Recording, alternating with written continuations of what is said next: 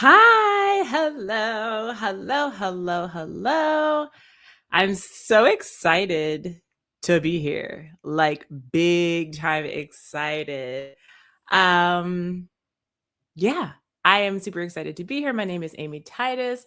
I'm an intuitive and psychic development coach, and I help people to develop their intuitive and psychic gifts, to embrace their multidimensionality, and to really embody being the spiritual authority in their life, meaning that there is no one that supersedes you in your own experience. There is no one that you need to go through to connect to your brilliance, to your connection with source, whether that be a guru, a coach, anything like that.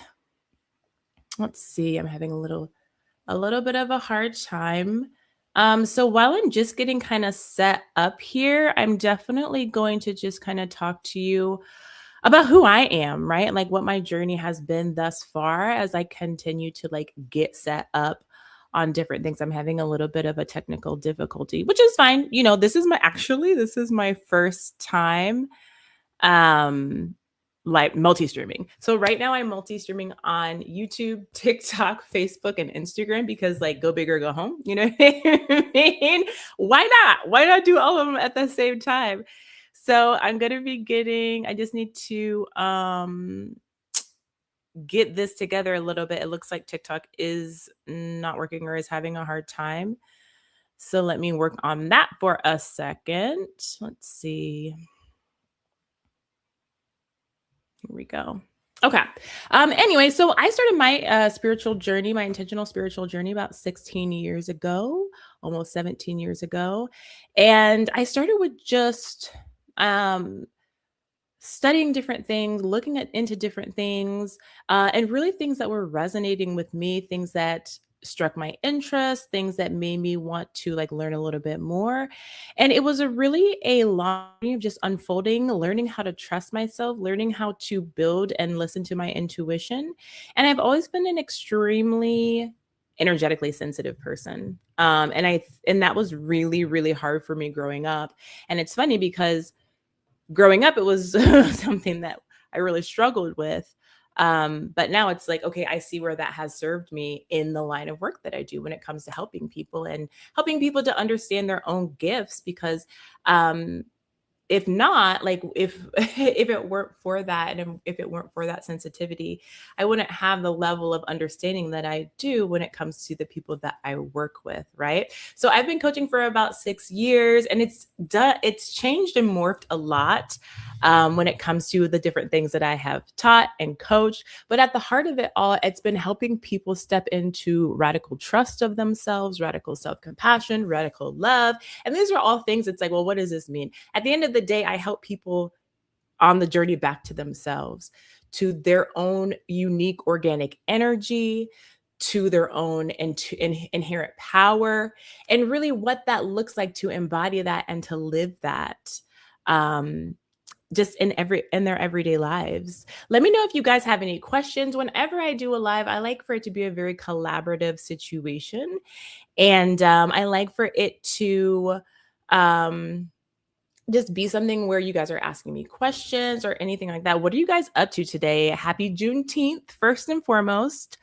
What are you guys doing for the day? What are you guys doing to celebrate today as I continue to figure this out? Like I said, this is my first time multi-streaming. I'm actually using StreamYard, if anybody is familiar with that. So I'm really just trying to figure out where my comments are and where it shows how like the people we are learning together, and it's so fun. Today we're going to be talking about a couple of different topics. We're going to be talking about what happens when you like second guess yourself, right? Because as your gifts are opening up, as you're becoming more perceptive, more intuitive, more sensitive, as you're experiencing this, it is so natural for you to second guess yourself. It's so natural to be like, did I just make that up? Like as you're having these multidimensional experiences, like that certainly didn't happen. I didn't just see that out of the corner of my eye. I certainly didn't hear what this person was thinking. Like all these different things as they come, because they're not quote unquote natural, or they're not normal. They're not the average normal experience, even though they really are, right? Like it's very natural and very normal for us to be experiencing those kinds of things. But that's not what we are raised to know. We're not raised to understand that. Most of us are not. And so as we are waking up and experiencing more multidimensionally, we second guess ourselves. It's completely natural. We have a hard time trusting and believing that what we're experiencing is real. And this is something that I talk to my clients and my customers about all the time, especially in this very unique part of their journey before that trust and belief has like fully kicked over and kicked in. And it's really just learning to trust yourself, learning that you can, and learning to just be aware and to just honor what you're seeing, honor what you're picking up on, and allow yourself to have the experience, right? And there's, especially when we're first opening up, sometimes we feel like there's so much we need to do with the information, but that we're receiving, right? Maybe we are channeling information, maybe we're downloading information. We have a lot of things coming at us. And one of the key things is you don't necessarily have to do anything, okay? And let me know if this is resonating with you. Let's see. Just give me one little second here.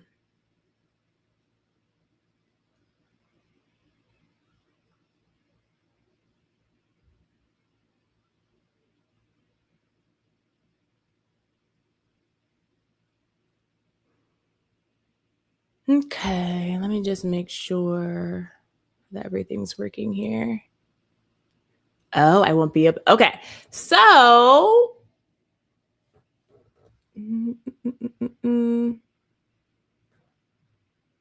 I wonder if I can. Hi, Shabs. Okay, so hi, Shabs. Hey, girl. Okay, so like I was explaining, I am live streaming. So I'm streaming to TikTok, I'm streaming to Facebook, Instagram, and YouTube. And I'm using this new software or this new thing for me. It's new to me, it's not new in general. It's called StreamYard. And I couldn't see your comments on TikTok, but I can now because I went up in here. So let me just get my screen organized. I wish you guys could see my screen and like my setup that I have going on here. It is so funny. There's just like stuff everywhere. But this is the first time that I have multi-streamed. So please just bear with me, y'all. I was like, you know what?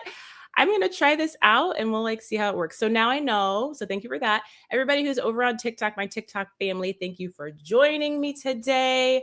JC says, hey girl, I miss you. Like, I want to talk to you more. Dr. S says, hi, Amy, it's Shabs. Hi, Shabs. It was so good to see you last night. For anybody who is not familiar, I have a community called the High Frequency Tea Community, and we had a meeting last night, and it was amazing. It was my favorite one to date. It was just so impactful. What we covered was spiritual hygiene and spiritual protection, but we got into so many different topics. And honestly, Shab had my absolute favorite question. And girl, I thought about that question like all night. And I was like, yeah, it was just such a good question. Purple Hibiscus says, yes, at the beginning, I felt like I was getting those downloads for some urgent reason. Exactly. It's like, and at the beginning, it's like, it's just for you to know, like, it's just for you to experience. It's not necessarily for you to do anything with, because spirit is so amazing, right? Whatever you believe in, right? But the synchronicity of things, divine timing, whatever you want to call it, like a lot of times things happen in such a natural way. When we think about nature, things rarely happen where it's like boom, boom, boom, boom, boom. Of course, there's things like earthquakes. There's things like forest fires, but even those, there's like a real progression of how that happens, right? The earthquake doesn't just happen out of nowhere. Like there's a pressure building up, there's movement, and then it has a full expression of like the earthquake. Same with a forest fire. Like it has to be dry, the conditions have to be right, and then that fire starts, right? So it's like, just because these things are coming on doesn't mean that we have to immediately jump into action. And when we take that time to kind of just, okay, this is what's going on, I'm noticing, I'm looking around, I'm starting to like understand what it is, that gives our system a chance to acclimate. And that's a much more gentle way to get into it than just like going, like full out. Okay, let me move my water bottle because I can't even see over there. So let me know what everybody's experience is with this when it comes to how your gifts are coming online, how things are operating for you. Let me know in the chat, in the comments. And yeah, just let me know what that has been like for you. When my gifts first started coming online, it was very much because I was intentionally wanting them to.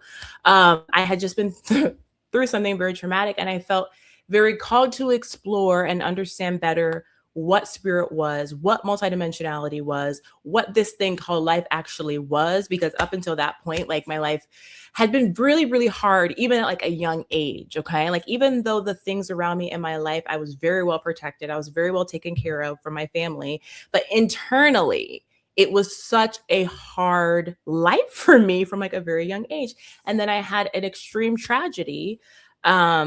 And so I was like, what is this? Like, what is going on? Somebody give me some answers.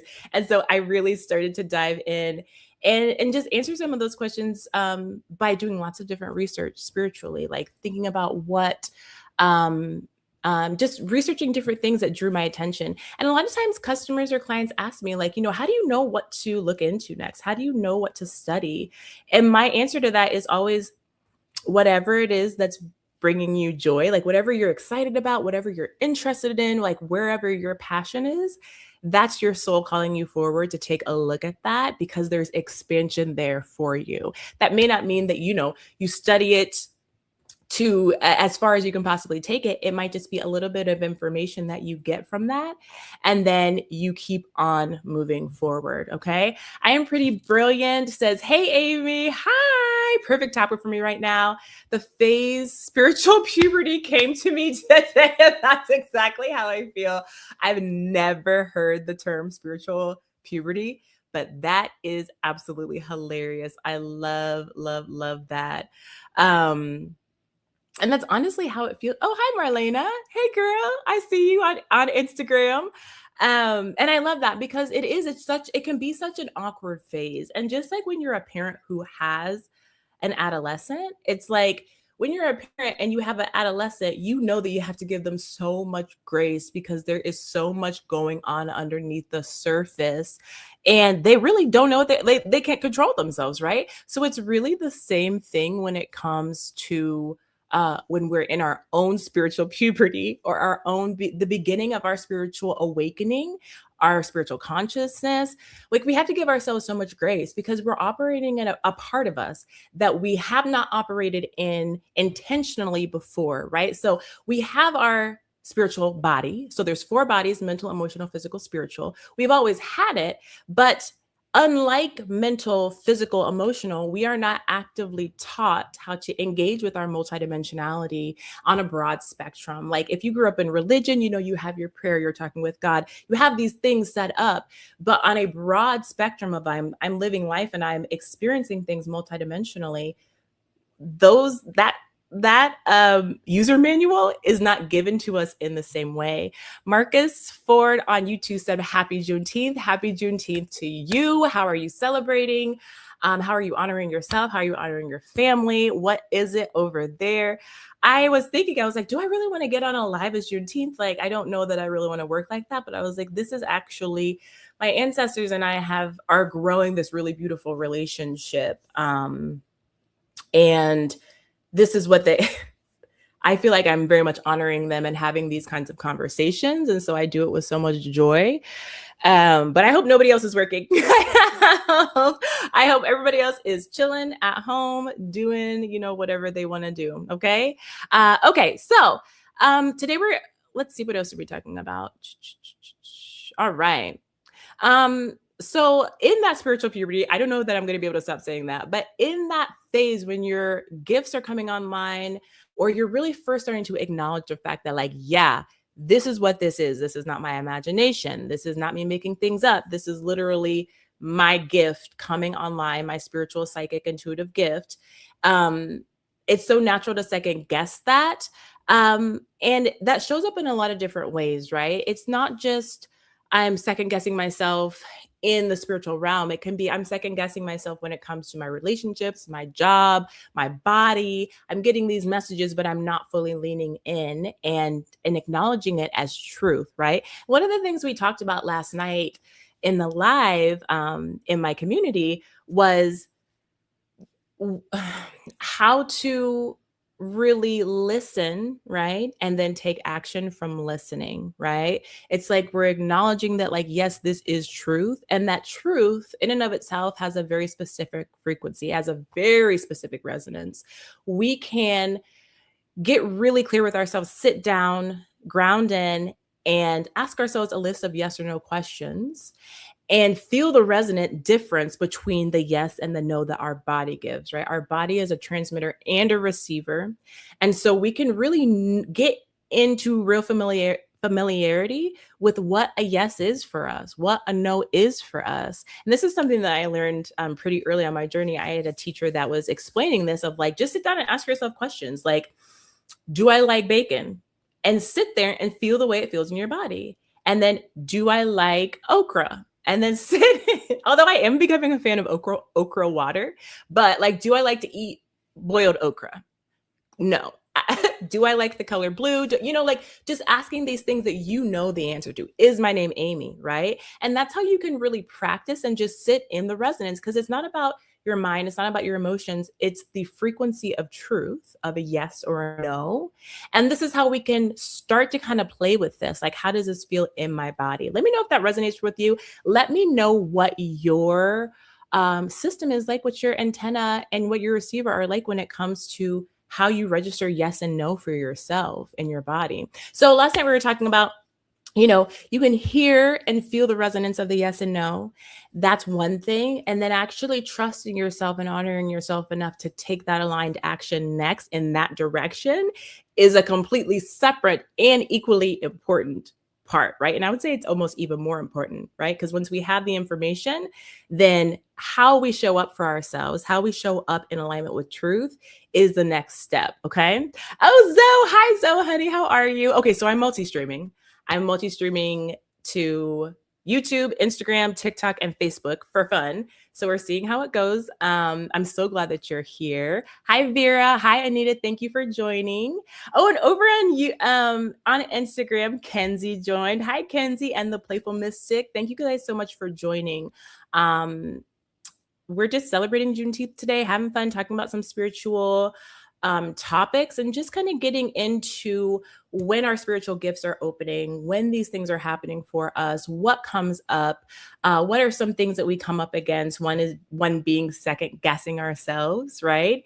And that can be, like I was saying, that can be when it comes to work, that can be when it comes to relationships, situations that you put yourself and your kids in. There's so many different ways that happens, but letting yourself get familiar with what your yes and no is, and then following that, whether it's a yes or a no. There are so many stories of, you get that intuitive hit of like, no, that is not for me. But then the mind gets involved and it's like, but I'm going to do it anyway. I made a promise. I told them that I was going to. I need to show up, or whatever it is, right? Or, oh, I'm being dramatic, or I'm being too sensitive. And then you do the thing anyway. And so many times, now sometimes it's fine, right? But so many times it's like things go sideways, things go south. And you're like sitting there with the knowledge of like, yeah, I could have circumvented that. I could have stopped that. But that's okay, right? That's data for you, so that the next time you're more inclined to actually listen to and follow what your intuitive hits just told you, right? Brittany, hi, Brittany. So good to see you. I hope I get to start seeing you every day. That'd be amazing. Okay, you said, for me, resistance to anything is information. So I use that to determine my yes or no. Isn't that so true? And that's such a beautiful knowing. I love that you have that, because again, it's like, and this is something it took me a long time to understand for me personally, because that resistance, exactly, it's telling you something. And a lot of times, because a resistance is different from a yes or a no, right? Resistance is different from your intuitive yes or no. But when I feel like oh, I don't want to do that. No, no, no. I can feel myself withdrawing. I'm just like, no. And then my mind starts going and it's like, I don't want to do this because I don't have time. I don't have energy. It's not going to be fun. It's not going to be worth it. Like whatever it is, right? That's when I know, even though I hate to admit it, that's when I know I need to go do that thing. Because it's not based in my splenic intuitive yes or no. It's like my mind is telling me all the reasons why I shouldn't. And almost always that is resistance. And that shows up for me. And you let me know how it shows up for you, Brittany. It shows up for me in the things that I need to do for my expansion and my growth, the things that are hard, the things that are uncomfortable that put me in that position where I'm being called forward. Ugh. And it's something I deal with all the time. And I know it's happening. And I would say about 50% of the time I go ahead and push through. And then 50% of the time I chicken out. Oh, my Kenzie, I'm so glad. Kenzie, I miss you. Like, we need to get together for real. I miss you guys. Okay. Nicole just joined. Hi, Nicole, sweetheart. How are you? We definitely missed you last night.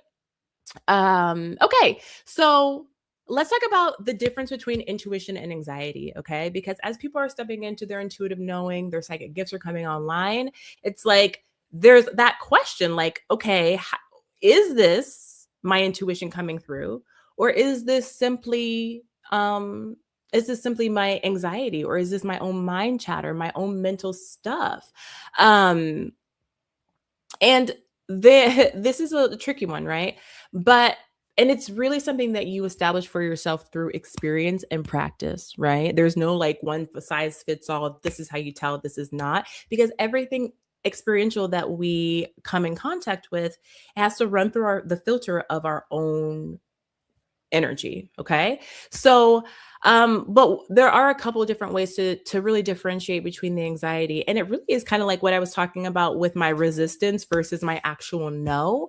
Anxiety, there's a mental story. Anxiety is in the mind. It can also be in the body, but it starts in the mind. There's a story that's being told around what's happening. Whereas your intuition is just no. It's just a knowingness, a feeling, an understanding that it's a no, right? It doesn't say, this is the analogy I usually use. It's like when you're driving down the road and there is something down on the left-hand side that, is a danger for you, could possibly be dangerous. Maybe there's a moose or like a bear or something. Your intuition, your anxiety will say, don't go down that way because if you do, you're going to be killed, you're going to be crushed, your children will be left alone, they'll be destitute, and everything's going to fall to pieces. Like you hear that story, right? Your intuition is just like, go right. You see the difference? It's like the intuition isn't even necessarily like, don't go left. It's just go right. It's very straightforward, very energetic, very just do this thing, as opposed to the whole story. And let me know how this resonates with you guys. Let me know how you can tell your anxiety from your intuition, what that looks like for you, and how you experience it in your body. Some people get like a feeling in their gut. Some people get a feeling down the back of their neck. Some people get just very crystal clear. When something is really important for me to understand, it's like I get tunnel vision and like everything else around it kind of fades away. And I am just very, very focused and the information is coming through very clearly. And it hits me really, really hard, like almost a physical sensation. Okay. All right.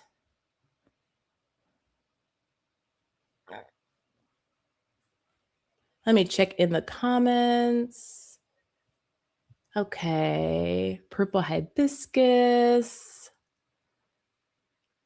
Brittany says, for me, it's always something my body fears. So we have to talk through it. Yes. Yeah. Yeah. Yep. Yep. Nicole says, oh, damn, I realized, yeah, that's okay. It'll be on the replay. It'll be in the library for sure. Okay. I'm like having so much fun. I really enjoy the fact that I'm in multiple places. It's just very fun. I don't know. I can see like TikTok family. I can see Instagram family. Okay. So let's see. Yeah. And like so and different people in tune things different ways, right? So it's like I'm a very mental person in general. And so I do a lot of my processing there. And even with my intuitive stuff, it really there's an aspect of my mental that is in the picture with it. Some people it's just physical, it's just somatic, how they're picking up on things. And honestly, the body is usually the clearest signal because it doesn't go through the mental, it doesn't go through the emotional, right?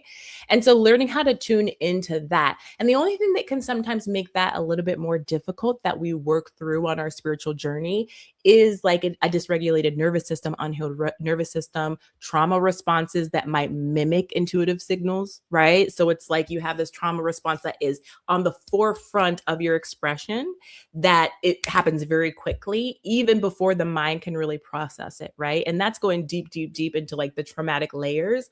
And that's just the nervous system trying to protect itself, right? So it's like sometimes we have to kind of differentiate what those are as well before we get a really clear picture on okay, I can trust my body, but that is absolutely just part of the journey, right? Like it's part of the learning process of understanding how to listen to and hear our experience, our bodies, and our intuition. And that's why developing discernment is one of the most important things that you can do. We all have some level of discernment when it comes to understanding the energies around us and inside of us, but really just focusing on that as something that's important to you in these times that we're in right now with everything going on. And I hate to like sound like a broken record, but with everything going on collectively, geopolitically, on the micro, on the macro, like there is no more important time in this era of human history to really tune in and to develop your intuitive and psychic gifts, honestly, because it gives you a clear perspective,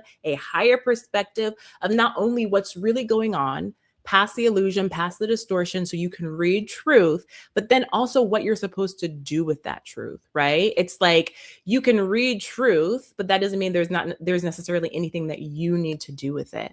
It maybe it's just so that you can know. But then if there is something for you to do, your intuitive and psychic gifts help you know exactly what to do with that as well. And it helps you to not that we can ever really like get off of our path. That's actually not possible. That's a fallacy. Like you are the path. You are the path. You can't get off of it. Um, but it helps us to be more intentional about what that path is, right? Like side missions are great, but sometimes a side mission is just a side mission. Sometimes side missions are very, very important for our growth and our development, our expansion. But sometimes they're just a side mission when when you they aren't necessary in that at that time. Sometimes it's better to just keep going towards the direction that you're wanting to go, right? And then and growing your intuitive and psychic gifts really helps you to do that. I've okay, let me check these. Da, da, da, da, da. Okay.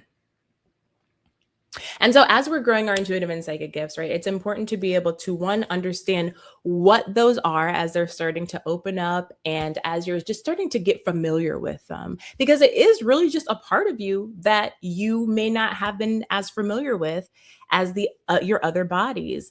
And so taking the time to do that and really open up and see what's going on, what's coming forward, what to do with that, tips and practical tools that you can take. That's something that I do in my psychic development one on one, and we call in your guides, we call in your highest self. And it's really an opportunity to connect with the energy of your multidimensionality with somebody pointing out what the experience is so that you can attune yourself to it. One of my favorite experiences when I go to coaches, because I go to coaches as well, I have a fantastic one. And in the last couple of months, I had this energy that was next to me, right? And I was also communicating with the Arcturians. And she was like, oh, like your Arcturian guide is right next to you. And so I was able to connect the dots like, oh, the energy that I have been experiencing is that same energy that I've been communicating with multidimensionally. And it's like, so like it helps to put the pieces together when you have somebody there that's witnessing your journey and witnessing like what you are doing and what's going on. Okay. Let me know if anybody has any questions. Let me know how this resonates with you. And yeah, let me know. Let me know. Let's see. Okay, perfect. Let me know if there's anything specific that you want to talk about or if you have any questions. Okay. All right. So, as our perception is growing, as our multidimensionality, as our experiences are coming online, one of the most important things that we can do is to intentionally stay grounded and rooted in the body. A lot of times, people, as they're exploring in this way, it's really easy to get really heady and go up really high and to just be living in this world um, of, what's in the unseen and what am I feeling and what am I perceiving? And we kind of leave our body. And it's something that we all kind of go through as we're navigating, living in multiple dimensions at the same time. But it's really important to stay grounded so that you have that secure anchor and that secure stability. Because as we're getting more sensitive, it can feel very destabilizing. It can feel like, what's going on? You're picking up on things. And sometimes we don't feel like we have control of that as well. And that can be very disorienting in and of itself. And so, really establishing that grounding practice for yourself, whether that be your spiritual practice that you come back to every day, whether that be techniques and tools that you use so that you feel completely embodied, like your consciousness is right here as opposed to like up in the ether. And you can tell if you're grounded because of your mental experience. Like, are you daydreaming? Are you thinking about a lot of things in the past, in the future? Are you out? Is your mind thinking and focused and even like really out in a different experience than where you are? Like, are you daydreaming? Right. And that's all well and good sometimes, but our power is always in the present moment, right? So we want to bring our consciousness back down into our body so that we can really, that's our point of attraction, that's our point of power, so that we can stay grounded and rooted, and so that we don't feel like we're kind of getting pushed around by or floating around in our multidimensionality, if that makes sense, right? Okay.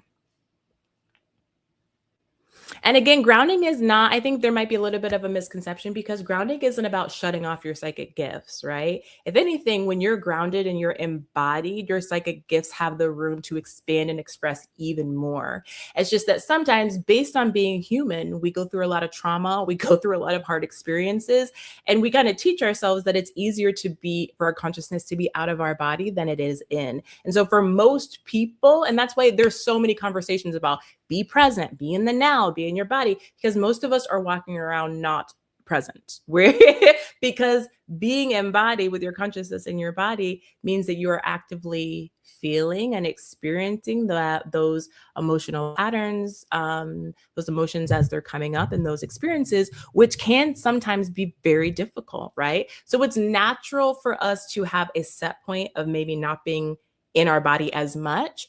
And so it's important for us to train ourselves back into that. Let me know how that resonates with you guys and let in the chat, and let me know if that has been your experience before, where if it has been your experience before or is your experience now, where you really do feel like you're out of your body, or you really are like in the future or in the past, as opposed to being in the direct present moment. Okay.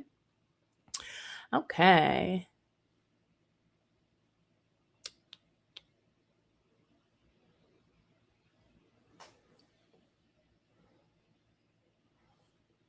Checking on the comments.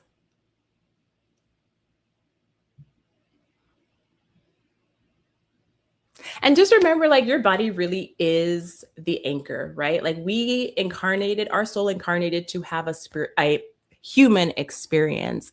It's just that, unfortunately, because of the age that we live in, this multidimensional aspect of us has been kind of cut out of what the experience has been told to us, like what has been told to us that our experience is.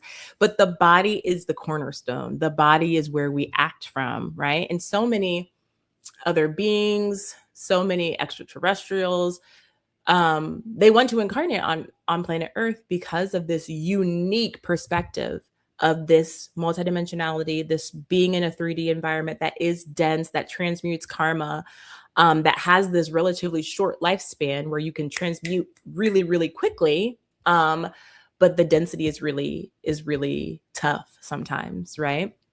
Okay. Brittany says, I live most of life in the future, really practicing being here now. Yeah. Yeah. Brittany, same girl. Same, same, same.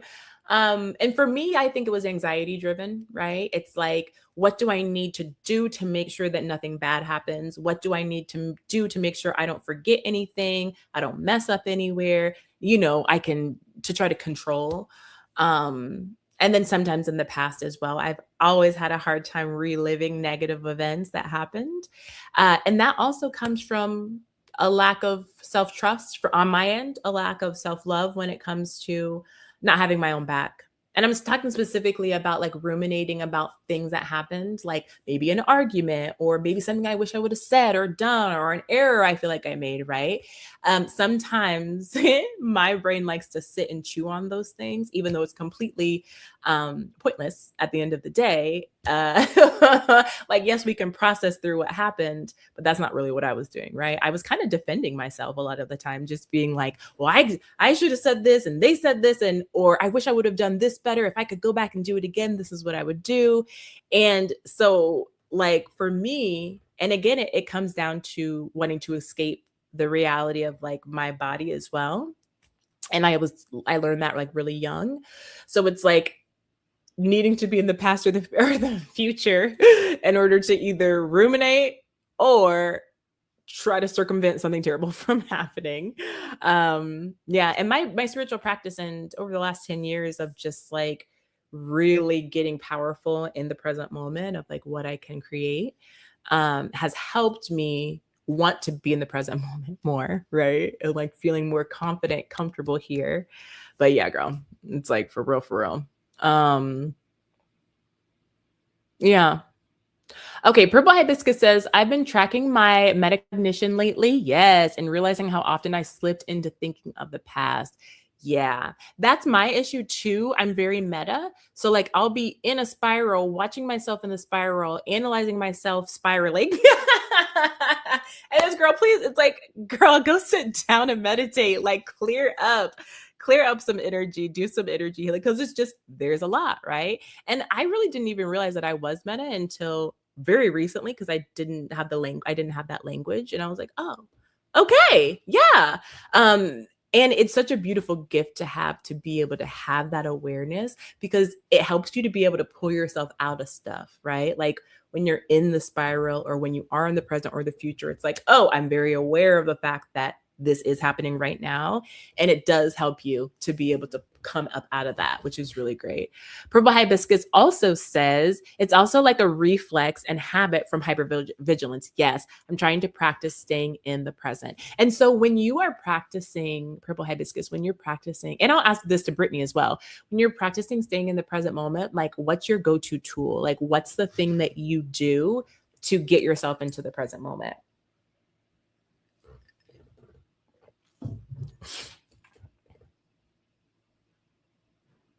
Purple Hibiscus says, same on ruminating. Yes. Dr. S. Shab says it's also racial conditioning and racial trauma, 100%. Like there's so much passed down behaviorally, like what's passed down. There's so much passed down when it comes to epigenetics. There's so much passed down spiritually, lineage wise. And I love you for saying that because it's so real. And we have to take into account because there's a reason why we incarnate as we do and the race and sex that we do. And it's not to not look at those things. It's to get a deep understanding of how these different patterns are playing within our intersectionality, right? And yeah, I mean, my mom is the same way. When it's just like hypervigilance and the stories that we talk about in my family around and have, like I grew up in a family where we would sit around the dinner table and just talk about all different kinds of things, right? Like our history, our family, how the world works culturally, like everything, right? And so it's like you hear the stories. And as a little girl, I just remember feeling like it made me sad, like hearing these stories of how my ancestors were living in a way of like I understood there was so much stress and there was so much of that like needing to be on guard. And even I'm just now deconditioning from like being in a store and not being like looking around, making sure, and I don't know what I expect them to do or who it is. I think that comes with being a woman. It comes with being Black. It comes to being living in a place that where I don't see a ton of people that look like me. I'm in Southwest Utah, but it's like this it is like hypervigilance, like, and that stress is stored in my body, right? Like it's active in me and it has an effect, right? Imagine if I just lived somewhere where I was just like, la, la, la, la, you know what I mean? And so there's different layers and levels to our identity and how much stress we carry based on that. Yeah, I thank you so much for saying that. Okay. Purple Hibiscus says, to get back to the present, I get back in my body and do something physical. Love that. Love, love, love that. Brittany, what do you do to get back into the present now, into the present moment? Shab says 100%. Yeah. Purple Hibiscus says, I might go outside and walk, focus on what I'm seeing, smelling, feeling. I love that. And nature is always such a good touching point for us to literally be grounded into the present moment, into the earth. And so, you know, some people don't like nature as much. They don't like to spend their time there. But for me, it's always been really important to do that. And just being around, for me, I love trees. I love being in a forest, honey. Like, give me a good woods, a good forest. Ooh, like that's just like where I feel so grounded, so connected in. And like my gifts just like pop off online because of that specific environment. Hi, Jaleesa. Welcome, welcome, girl. Thank you for hanging out. Yes, I mean, the grass is so good. So, so good. Okay. Okay, perfect. So today we're talking about how to trust yourself, how to lean into your intuition and really let yourself acknowledge it and trust it. We're talking about how to stay grounded when your perception is expanding and as different things are opening for you. And then I want to talk about the loneliness of awakening and what to do about it, right? Because it's a real thing. And I know so many that are on right now understand this so well, where it's like as we're growing, as we're opening up our gifts, as our consciousness is raising, as we are doing the work to actually just level up, right? It's like as we're learning and expanding in this way that we haven't before, we can't help but level up. That's literally what it means. And so sometimes we leave the people behind or leave the people that we were with, that we could have conversation with, that we were really meeting, like a meeting of the minds with them. They no longer meet us. They're no longer at our same level. And that's not anything against them. That's just a natural process of what we're doing, right? It's kind of like if you lived your life and you were like, okay, you know, I go eat fast food a couple of times a week. I drink soda pop every day. I never go to the gym. I watch a ton of TV. And then all of a sudden you start being really mindful of your diet. You start working out multiple times a week. You start drinking a ton of water. You start going out, hiking. The people that you used to hang out and sit on the couch with and eat and smash food with, like, aren't going to resonate with you the same. And so you have to like find that community or just allow that community really to come to you. And there's a deep loneliness with that, right? Because you might have to step away from relationships that you've had for your entire life or for years and years and years. And there is absolutely a grief to that. And sometimes it's like, I don't know if I'm ever going to find people who think the same way that I do, that are experiencing things like I am. Like, is anybody else's psychic gifts coming online? Like, what do I do with that? And that can be one of a really hard aspect of it. Sometimes you're really lucky and like you're moving in the same direction with the people that you love, or they're shortly behind you or shortly ahead of you. And that's really a blessing and can feel really nice. But oftentimes, there's a little bit of a loneliness and a period where you have to be by yourself, which is really, really good. We talked about this last night in the live of my community, where it's like you sometimes need space so that you can have a better understanding of like who you actually are without other people's energy around you and influencing you. Does that make sense? It's like when I'm with my mom, I'm a completely different person than I am when I'm with my husband or my son. And when you're in a community that you've been with your entire life, there's a very specific avatar of yourself that you are, even when you're not necessarily around anybody, but like you're in community with these people. There's an avatar that you are. When you take your core essence out of that community, that avatar shifts that avatar dissolves, and then something brand new comes from it. And that's a journey that almost everybody who is on a spiritually oriented path, that's a journey that they go through. It's a process that they go through because you're becoming the next version of yourself. Last night we had a beautiful conversation about death and how we are constantly, versions of us, aspects of our lives are constantly dying off, and then new things are seeded and come into creation.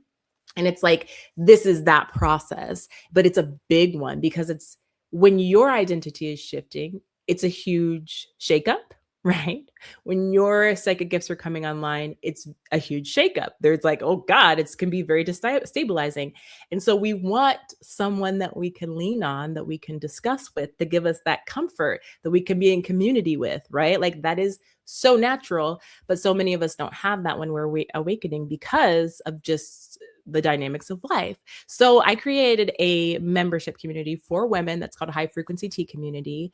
And that's where women who are developing their intuitive gifts and psychic gifts intentionally, who are having these multidimensional experiences, can come together and share, be held. We hold space for it and really just talk about what's going on. One of my favorite aspects of it is just being able to share the different things that are going on, right? Different and people jump in the chat and the threads and they're like, okay, that happened to me, or I'm having the same synchronistic event, even though we're across the country from each other. And it's really, really powerful. So if you are a woman who is in this space where you're wanting to develop your intuitive and psychic gifts, and you're wanting that community, that space where you can feel held, where it's like, you don't feel weird, you don't feel like you're crazy, you don't feel like you're losing your mind, that is there for you. And all that information for that is in the link in my bio. Okay. Nicole says, I was finally and safely able to fully deconstruct so many harmful ideologies I was raised with. Yes, yes.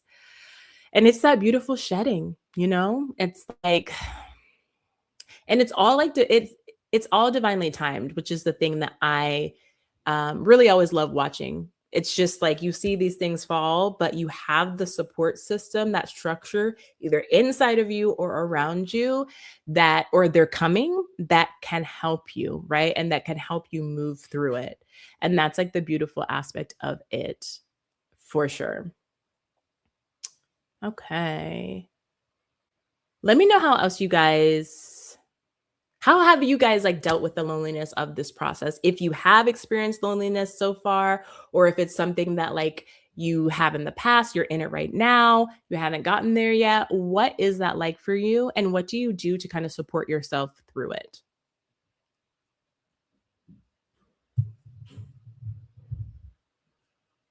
Okay.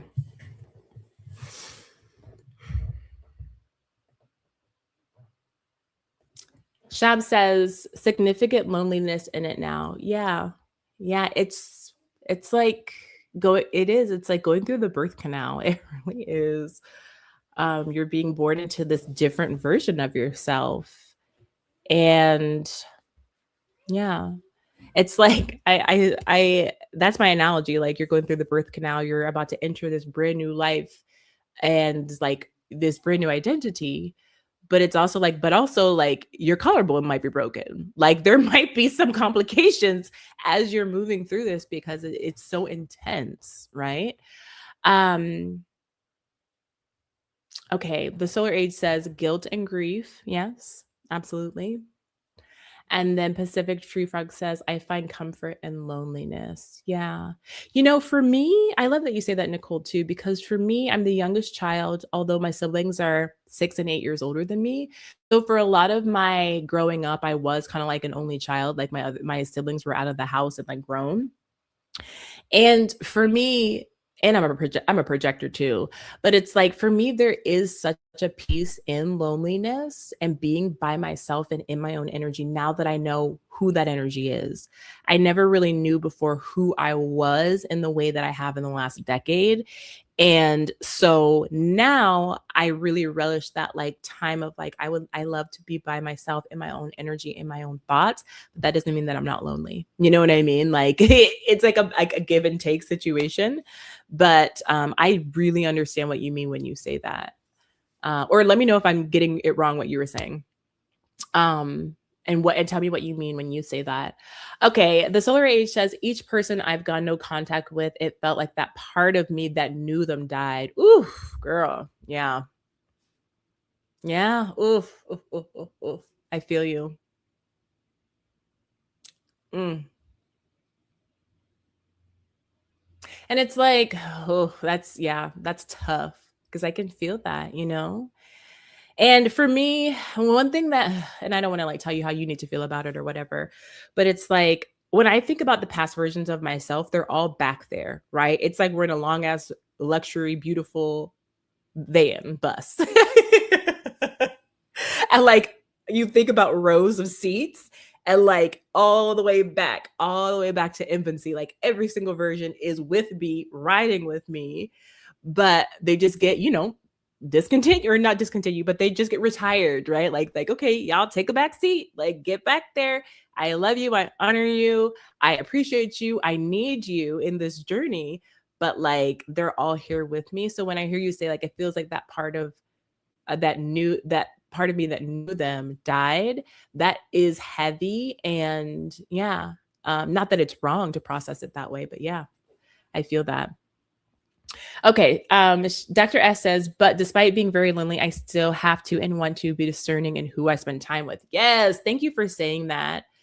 Thank you for saying that because it's even more so, like even more so than ever before. As you're in this journey of awakening, you have to be discerning and trust that discernment because you're opening yourself up. You're energetically more vulnerable until you really like fortify yourself if you need to.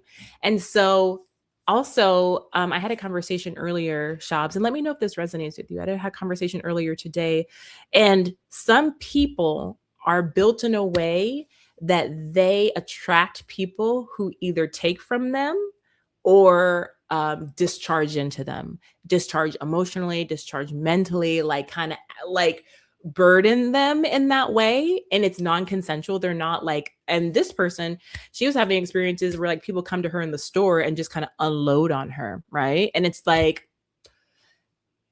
we have to be discerning in who we intentionally spend time with. We have to be very intentional about creating those energetic boundaries, so that we protect ourselves. You know what I mean? Um, okay, Nicole says, at solar age, I resonate with this statement. Yes. Zoe says, understandable. Hi, Zoe. Let's see. Okay. Jaleesa says, loneliness. We won't exist when we surround ourselves with loneliness we feel won't exist when we surround ourselves with our tribe. With our tribe, question mark. I don't want to say that because loneliness is part of the process, right? Like sometimes we just feel more lonely than other times. And honestly, when you go no contact with somebody that's important to you, like a family member, sometimes in the context of that relationship that is no longer there, there will still be a loneliness, right? It's like this loneliness is not, oh, let me fix that. Loneliness is not all encompassing, but oh, hold on, I'm right back. Sorry. Okay, let's see. There we go. Okay. So I don't want to say like, you're not going to, that loneliness isn't there when you have your tribe, but it's greatly lessened. It's greatly lessened. And you have somewhere to go, right? Like nobody's say that I went no contact with my mom. Nobody's going to take the place of my mother, right? Or if somebody passes away, nobody can take that place, that very specific dynamic. But when we have our tribe, then we have somewhere to go, to pour into, to be poured into. And so that lessens that overall feeling of loneliness. Absolutely. Absolutely. Okay. Dr. S says, at the solar age, yes. Sending you healing energy. Solar age says, this is Jaleesa from Last Side Soon. Yes. Dr. S says, yes, porosity. Yeah. Yeah. And it's like, oof, girl. And so that's why we have to understand what our energetic offering is, how our energy is comprised. Some people are more susceptible to being poured into in that way that they don't want. Some people are more of the perpetrator when it comes to like discharging energy into others, right? We have to become really aware of where we land and who we are. That way we know, like, okay, this is how I interact energetically. Let me make sure I'm taking radical responsibility for that so that I'm protecting myself and that I'm not encroaching on somebody else with my lack of energetic control. Okay. Dr. S says, oh, hey. So Solar Age says that I find loneliness is different from solitude. I find solitude when I'm alone. Yeah. But I have found loneliness when I'm with others who vibrate on lower frequency. No judgment. No shade. No shade. No shade. Okay. Yeah, absolutely. Yeah. Yep. That makes absolute sense. Okay. So let's talk about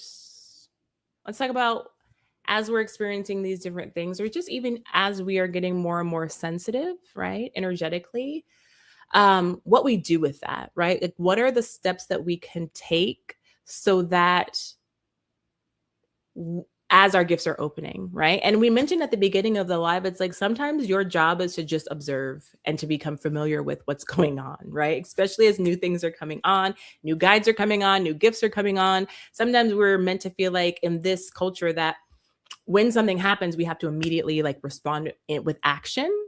There's almost like a time scarcity thing. And that is not the case with this at all. It's really about familiarizing yourself with the difference, with the change in energy before we move forward in any direction, right? It's like, like some of us, when we go into like a social situation, like I'm the kind of person that like creeps in, I'm peeping the scene, like what's going on, who's here, what's the vibe.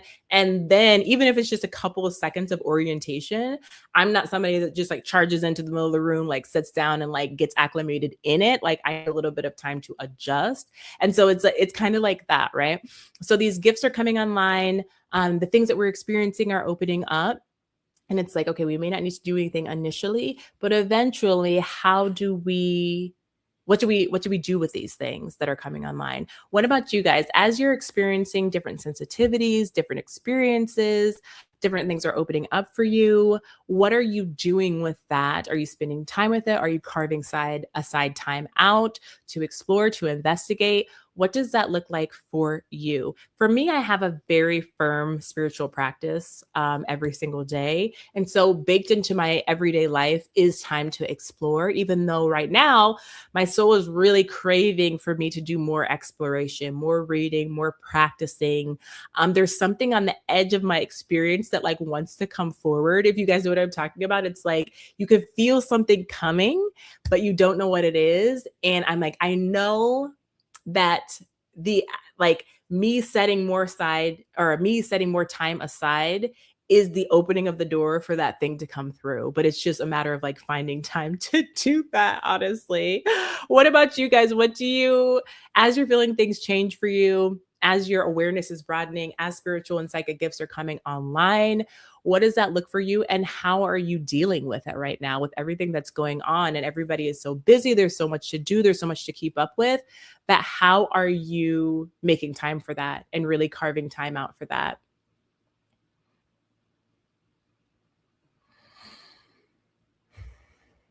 Okay, Jaleesa says, I'm making sure to only call in loving beings. Absolutely. Yeah. And extra spiritual protection in this timeline. I love that. I do. And that's how I start all of mine. I'm like, only high vibrational beings, please. I'm opening this portal up for only high vibrational beings, period. Whether that be my ancestors, whether that be extraterrestrials, multidimensional beings, like people's highest selves, like that's literally it for me, right? And we've talked about this so many times. Like everybody has their different processes and no one is better than the other. There is no wrong, there is no right. But for me in my life right now, that's where I'm at. Yeah. And what are you doing for extra spiritual protection right now, Solar Age? Okay. Pacific Tree Frog says, I feel the pull to do meditations and art all the time. Yay. What kind of art do you do? I would love to see some when you're ready. Is it painting? Is it drawing? Like what What is it?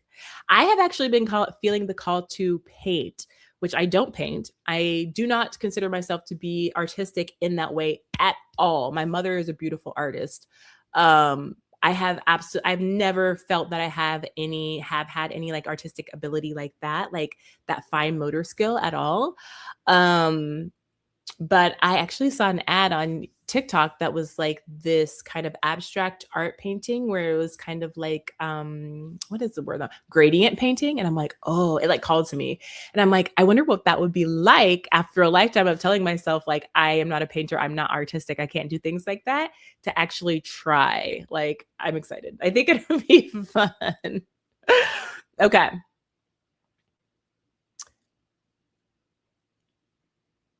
Dr. S says, is it okay to ask if you could talk to us a little bit about your guides, who/how they present? I would love to. Yeah, I will. Is absolutely okay. You can absolutely ask me to talk about anything. Okay. Now, depending on how personal, I might not, but that's a perfectly wonderful question. And I will, as soon as I get through these comments. Solar Age says, well, I just got into an almost dangerous road rage accident. Girl, like just now? Oof, I hope you're okay. Please drive safely. Okay, Pacific Tree Frog says, I do all the arts. Do you really? That's so fun. Dr. S says, if that's not too intrusive to ask, no, ma'am, that is not. Oh, hello, Retro. Thank you for joining us today. How are you? She says, they say, I just finished my meditation, same meditation I do every day for 20 minutes, often twice a day. Okay, I love that because I'm the kind of girl who does the same meditation over. Really, I do the same everything. Like I have a very set pattern and ritual for my whole day that I like to do, and that's just like me. That's how I operate best. But when I find a meditation that I love, that is effective for me, that activates me, I just do it over and over and over again until it no longer works for me. And then I just know that that's my sign to like move on and that my soul is needing something else. Um, and 20 minutes twice per day, that's so good. I need to get back into meditating more. And a lot of times my customers or clients ask me like, how long should I be meditating? Like, how long should I be spending in my spiritual practice? And I tell them like, it varies, right? Like some phases of your life, you may feel like you only have 5 minutes a day.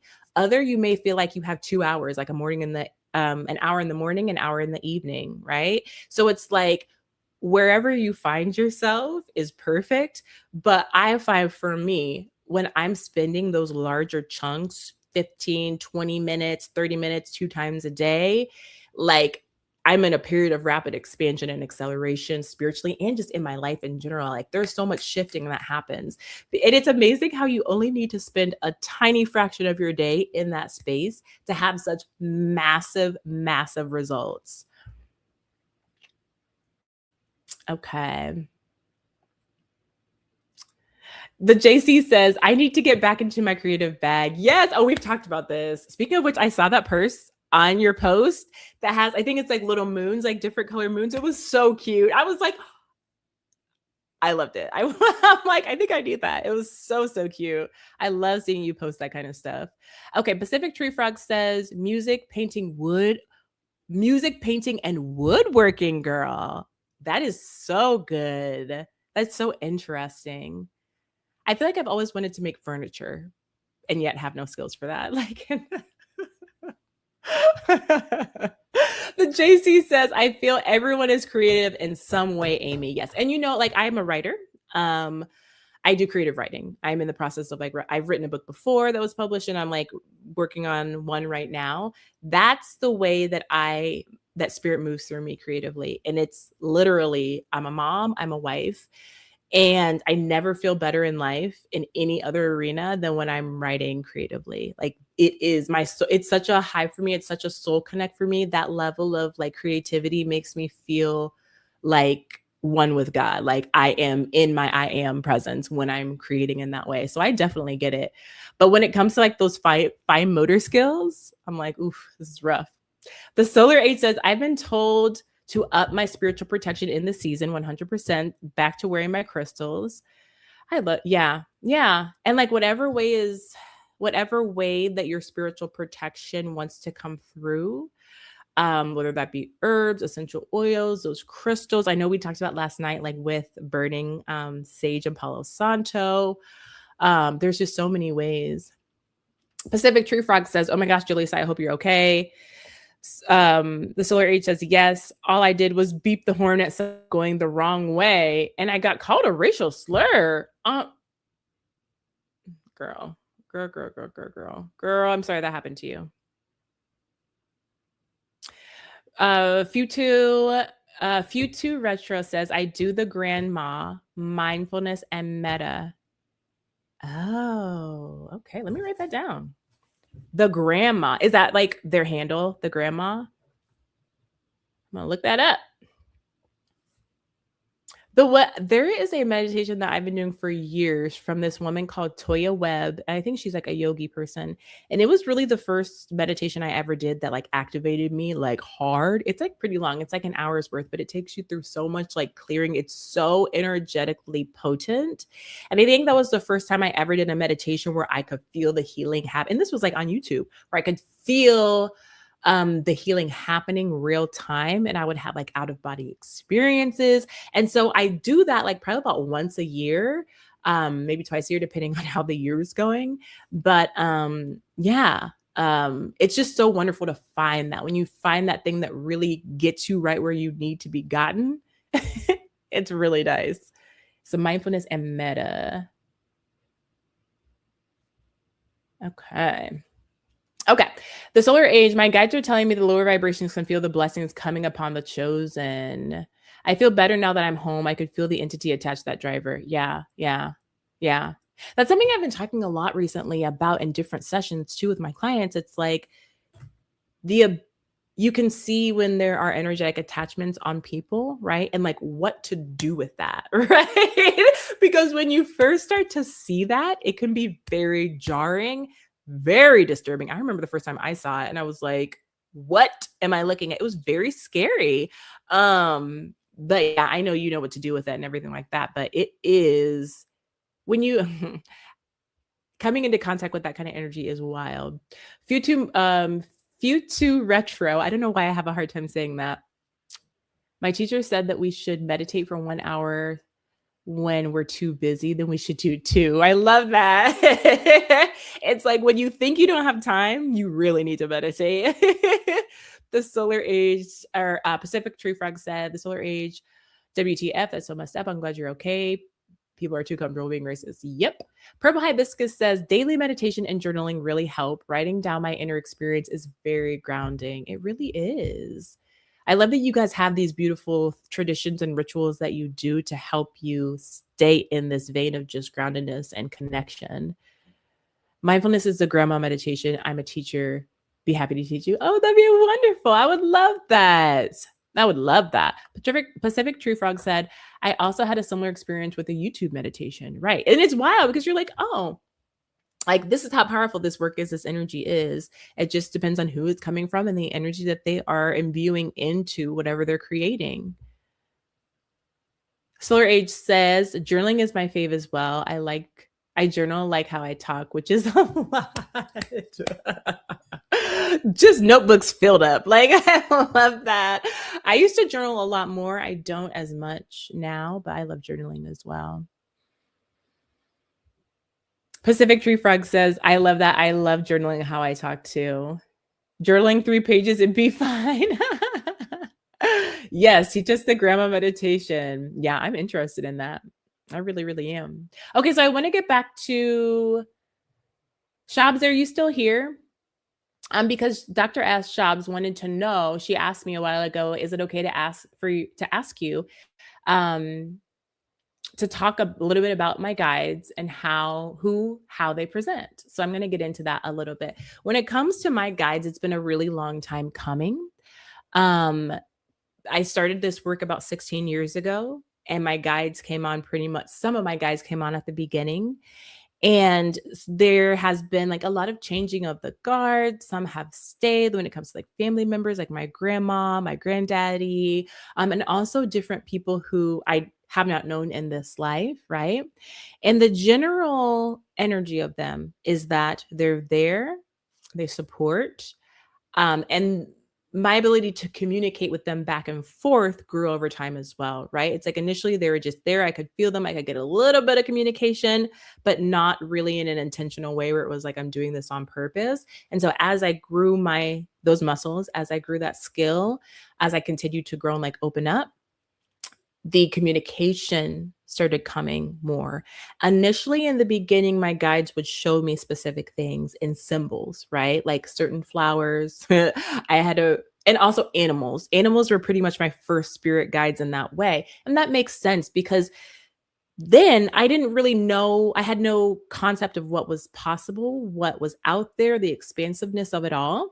And so my guides spoke to me in a language that I could understand, right? So it's like they would show me animals and like weird animal reactions too, like not your typical, like a hummingbird. I was sitting outside, would be like in my face, and then it would go away, and I would be meditating, and then it would come, and I would just hear the zzz of a hummingbird. You know what I mean? And I open my eyes, and then it would be right there, and then I close my eyes, and it would go away. I would get up, and I went around the house, and then it would follow me. I went inside my house, the I just screen door, and it was just like right there looking into the house. Like this thing was trying to let me know it was communicating with me, right? To the point where, and to your question last night, and it's like, how do you know that you're not just making it up in your mind, right? Things like that, where it's like, it's outside of the range of normality to the point where it makes you think like, what's going on here, right? Like, it's like, I don't believe in coincidences. That's not how my reality works for me.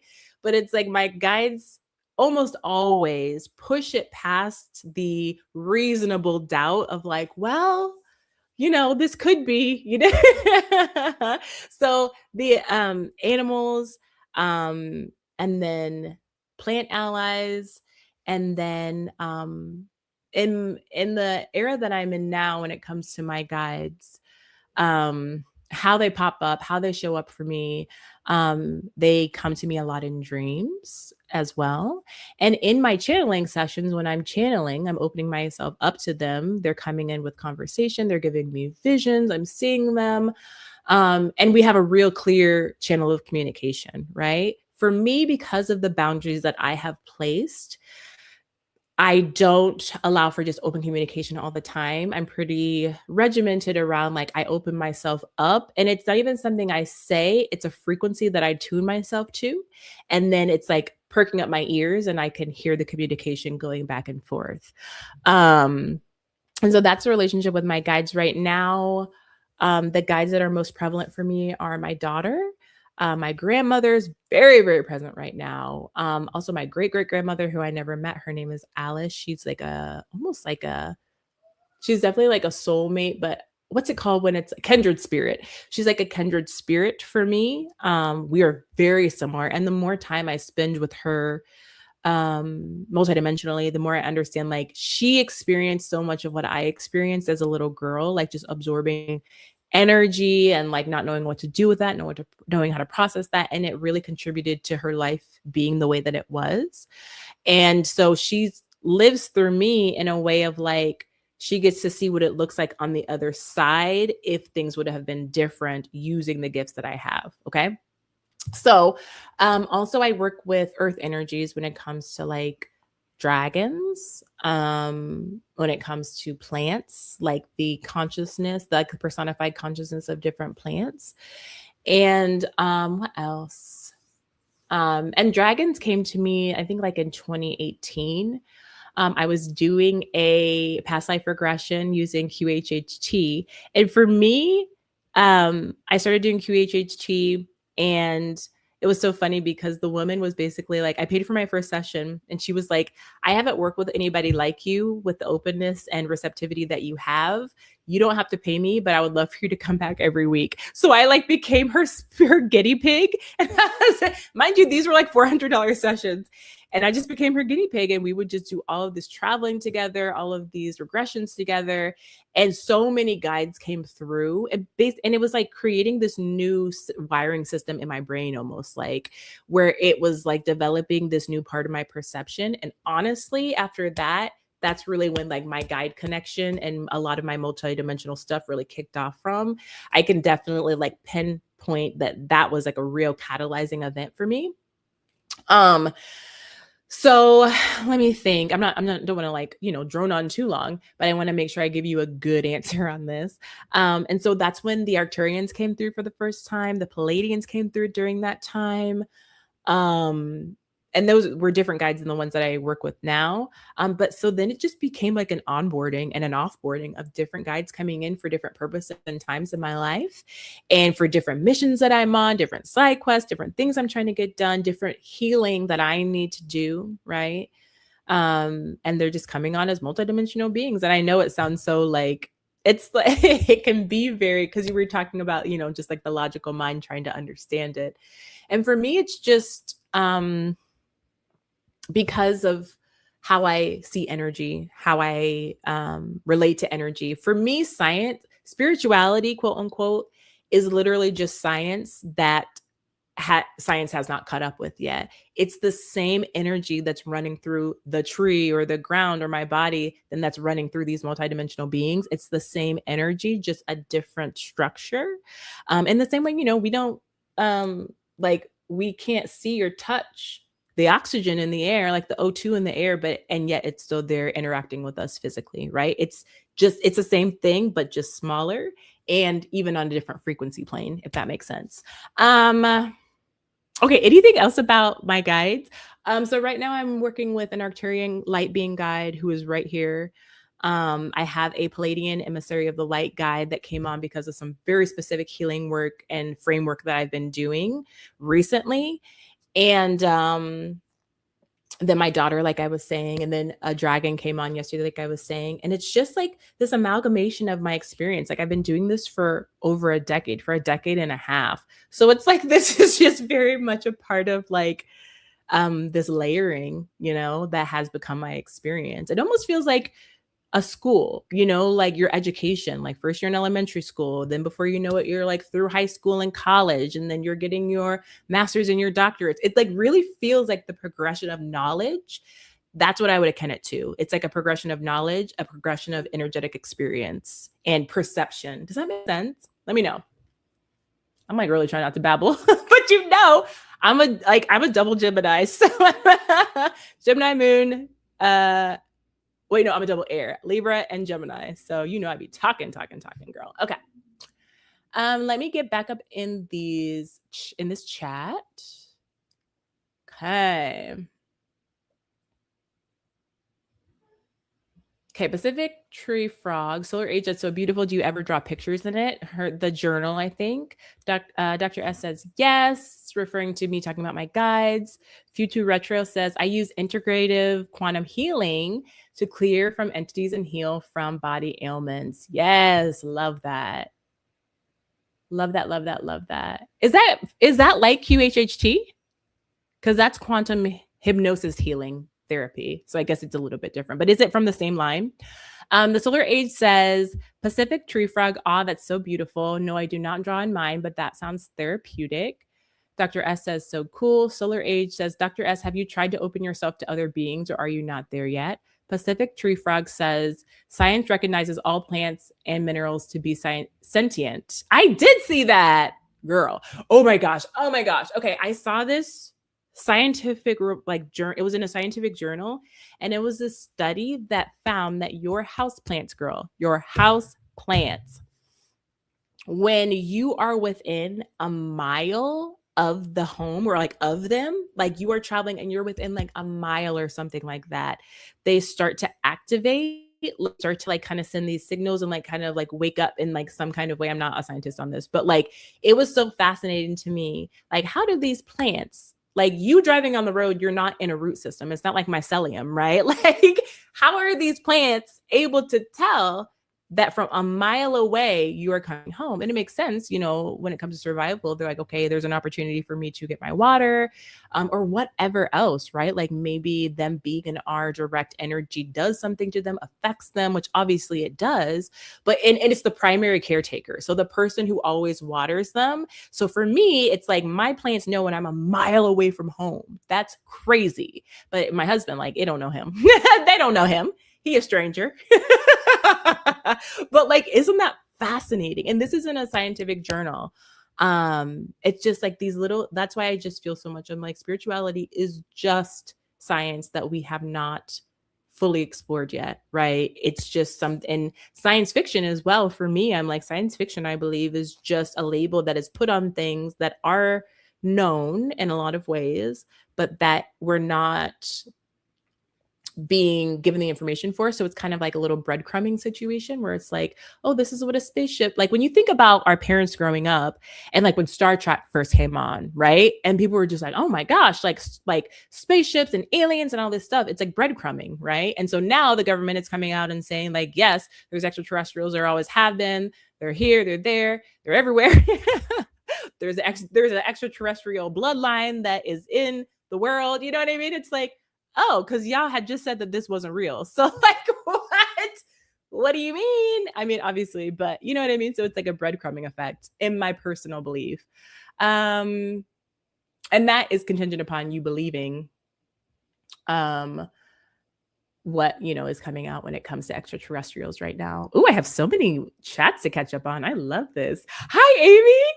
Hi, over on Instagram. Love you, girl. Okay, let's see. Okay, science recognizes. Dr. S says, thanks so much. That was lovely to hear. I'm glad that helps. And yeah, I'm an open book, boo. So just, you could ask me any questions that you want. Pacific Tree Frog says, it is catching up, but most people don't read the research being done. Yes, that is very true. Benita, hi, Benita. How are you, sweetheart? How are you doing? Are you on travels right now? Hello, so different guides come in. Okay, so different guides come in when we need that at certain points of our journey. Yes, that can be what happens. Some guides are with us for our entire life. Some guides are with us multiple lives. Some guides are with us for a part of our journey, if that makes sense. But JC says, yeah, I need to know what spiritual level I'm on. What do you mean by that? Dr. S says, I defo get guidance, but I might need to open to who it is coming from. And this is something that we can ask, right? We have the spiritual autonomy baked in, and there are certain rules that have to be applied because we have free will. Excuse me, in this human experience on this planet. So if you are getting direction from someone, and this can be a little bit challenging, but if you're getting messages, stop and be like, who is saying this? Who is speaking? And I always give it 3 times. I ask 3 times, and an entity, energy, like an angel, a spirit guide, whoever that is high frequency, high vibrational, they will answer you in 3 at the most. Usually the first time they'll answer you. If you have a hard time communicating like that, like listening, then they'll give you a sign as to who it is. So you can be like, wait, before I move forward with this line of communication, I need to know who you are. And I do this for every single guide, period, that comes in. For me and where I'm at, I immediately can hear who it is. Sometimes I'm just like, oh, like, but it's a very much a clear-cut answer. I feel the resonance of truth, and then we keep it moving, right? But if you're still kind of building that line of communication, ask, and you can wait for the sign of who it is, because it is important for us to be discerning on who we're communicating with, because like we talked about last night, it's not just high vibrational beings, right? There's high vibrational, neutral, dense beings, like there's the whole gambit, and all of them can communicate with us. So depending on how open we are, right? So, and when we open up to our sensitivity, there's usually not a stopper on like, I can only be interacted with via high vibrational beings. You can say that can be your intention, and you can even assert that. And that does give you a level of protection, absolutely. But sometimes things slip in the cracks based on our own mental energy, our own emotional energy, and our own beliefs. Let me know if that makes sense. And Benita, I'm so happy you're here. I love spending time with you the other day. That was so fun talking. Okay, JC. Okay, got that one. Futu Retro says that, or Pacific Tree Frog, Futu at Futu Retro. That's so cool. Futu Retro. So your guides tell you when they arrive. Yes. For me, and then how do you recognize? It's very obvious for me because I'm so familiar with my own energy, and that has taken a lot of work to build. Um, but it literally feels like I can feel them come in energetically. It's kind of hard to explain. It's almost like a swooping. And then I see them in my mind's eye. For example, the Palladian emissary of the light that came, girl, it was a couple of weeks ago, you know, when there was a solar flare and the Schumann resonance had a blackout and there was all this energy like on the like that planetary energy. That Friday, my son got really sick, like violently ill, was throwing up. And I was holding him and rocking him on the ground. And then like I just felt the Palladian guide come in from the back. And I could see in my mind's eye like her outline. She has these very specific that I've never seen before, golden triangular symbols that are like almost adorning her head, the area around her head. And she was very tall, and I could just, I could sense her, I could feel her in a real specific way. And I was just like, okay.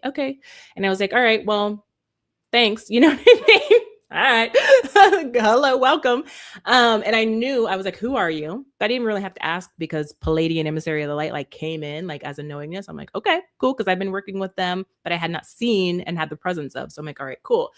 So, and she's kind of like androgynous, like it's more of a they, but she's just chilling back there all the time. Like, and it's not disturbing. It's not a bother. It doesn't feel any kind of way. It's just like, she's there. I can feel her presence like a cat. Like, yeah, no shade, but like, when your cat, I don't have a cat, but when like your cat or your dog is in the same room with you, like you can feel it.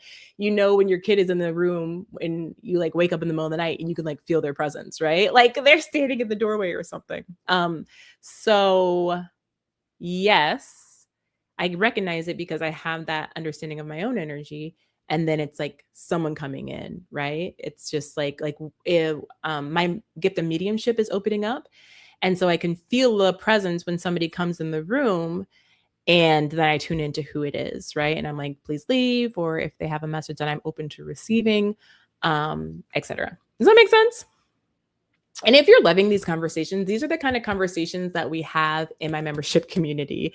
And it's a very safe place for us to like share our experiences. I'm used to it now, obviously, but it's a very safe place for us to share what's going on, share our experiences. Because when we talk about this stuff and we exchange stories, it's like, oh, what you're saying is also what happens to me. And it creates something in our belief system, in our courage, and able to like, that enables us to continue to expand, and just feeling like, okay, there's a level of normality to this. Like people are experiencing this. I am not alone. So if you're interested in that kind of community, definitely check out the high frequency T community. Okay. Mini driver. Hey girl, we get to see each other twice in one day. Stop it. Minnie says, I don't have QHHT practitioner close, but have wanted to try it. Yeah. And that girl. Yes. It's just, for me, it was so transformative. And past life regressions are fun. Especially when you're already kind of into this. When I had that QHHT thing, like I wasn't even in this world yet in a real way. Like, honestly, I was like, whoa, I was probably like, I don't know, like 5 years into it, but not in that way where guides were coming in. Okay. But Pacific Tree Frog says, I knew this about plants before they said anything. When I used to visit specific forested areas, I would feel the glee of the trees before I got there. Oh my gosh. I wouldn't go to the Pacific Northwest so much just because of that. It calls to me like that. Those forests like call to me so strongly. And I'm like, I just want to be there and just like hold on to a tree, honey, and just like breathe. That sounds so amazing. And yeah, it's like, it makes sense. And then it makes me feel so bad about all the houseplants that I have killed in the past, like from not watering them, like not taking care of them, girl. I do hold guilt about that. I'm like, these are sentient beings before, and that's like before I knew. Purple Hibiscus said, totally agree with what you said about science fiction. I know, isn't that crazy? Like that's when you start to really see it, because we have so much documented history now, and this time spiral like is much further along, meaning that 100 years ago, the span of 10 years we'll say the span of 10 years. Nowadays, the span of a year is in comparison to 100 years ago is like 3 days. Like that's how quickly things are moving when it comes to technology, when it comes to how we're expanding, when it comes to our experiences. Like it's really, really fast. And so like back then with the science fiction, it was just like, like this is what's possible. But really, I think it was seeding in like this is what is actually going on with like a little bit of truth and a little bit of lie like sprinkled in together. Mini Driver says, I feel like all fiction is simply how we create reality. Mm. Like life imitates art, art imitates life kind of energy. Yeah. Benita says, I'm not traveling home for a while. Love that. She says, okay, that makes sense. Futu says, how is this different from mediumship? Since often our guides are loved ones who have left this realm. Absolutely. For me, it's very similar for me, honestly. And my experience of how I experience my guides and how energies come to me, it's very, very similar. And I was, my mediumship is very new to me in the way that I consider it like traditional mediumship. Um, and I think there's always been a little bit of it there, but it's really just started to pick up in the last, I mean, not very like where I'm consciously aware of it. It's really just been about a month or so, maybe like a month and a half, where it's like really kicked on to where I'm like, I'm calling in and understanding and more things. And it was so funny because I went to a coach who I had an absolutely transformational session, and it was so activating and so good. And she was like reading, she was talking to her guide, she was talking to my guide, she had her dowsing rods, and she just looked at me. And this is like right as the gifts were starting to come on. And like consciously, I knew it's what was happening. Like my mediumship is coming online. She just looked at me. I had not said any of this to her. And she just looked at me. She's like, you're a medium. Like, you're a really strong medium. And I'm like, confirmation. like, I know, right? Isn't it crazy? Um, but having that confirmation, which is why sessions are so important as we're just walking this path, having sessions is really important because you can have that where it's like validated for you, confirmed for you from the outside in, which is so helpful for building our belief, right? Our belief creates our reality. So it's like when you have these two things, like it really helps being able to step into that. But it's like the way that for me, the differentiation is my mediumship is for me is more like disembodied human beings who have lived, right? And usually they want to like talk to me about something or someone, or they want me to give a message of some kind, right? And then with my guides, it's in the same vein. It really is, which, everything's connected. It's just, it has a little bit of a different flavor. The energy of a disembodied human being in that form. And I'll tell you why. This is why I think my guides are high vibrational beings, like ninth dimension, maybe coming down to seventh, even when they're people. Like my grandma is like the seventh dimensional version of herself, the sixth dimensional version of herself, right? Sometimes when it's mediumship, the people coming in can even be more at like the 4 level, like they're in the grid, they're in the 4-dimensional plane rather than having ascended all the way up. Does that make sense? Or the version of them that I'm talking to is in that fourth dimensional plane. Of course, the rest of their soul has already gone, right? Like nobody's soul gets completely trapped in the 4D. Like that's not a thing. But that version of themselves, which we all have versions of ourselves there, but that personified, identified version with their ego still attached is usually the one that's coming to me. And that's how I differentiate mediumship. Does that make sense for me?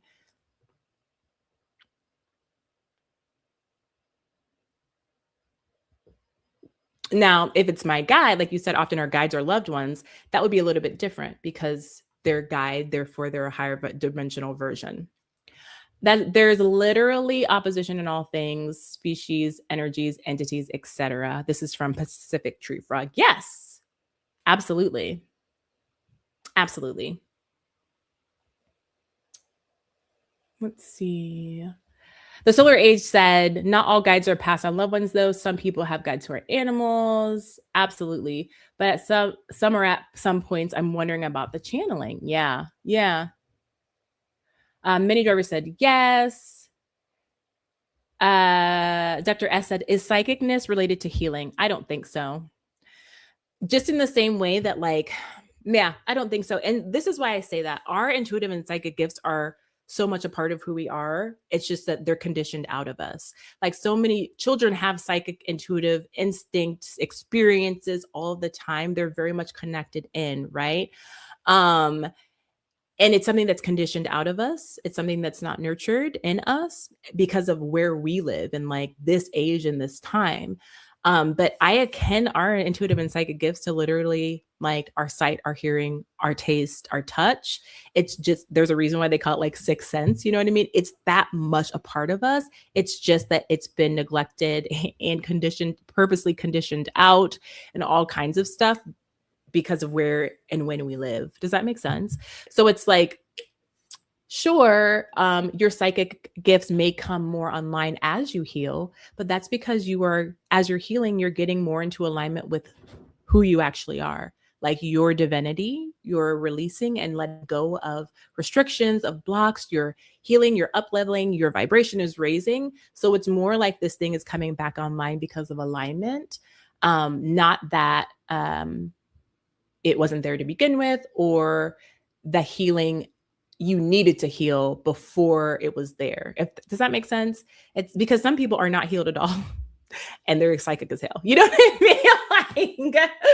Like for real. Some people, you know what I mean? Like, but they're still very psychic. Okay.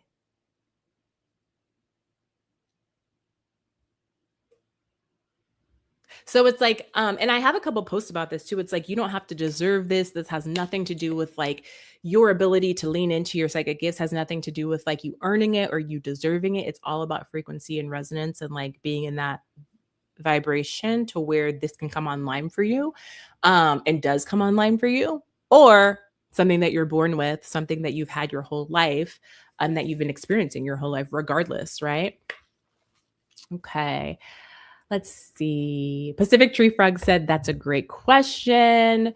Feudo said, I started to come online recently. I know there's 6 of them. There are more opening to do for me. There's more opening to do for me. I love that.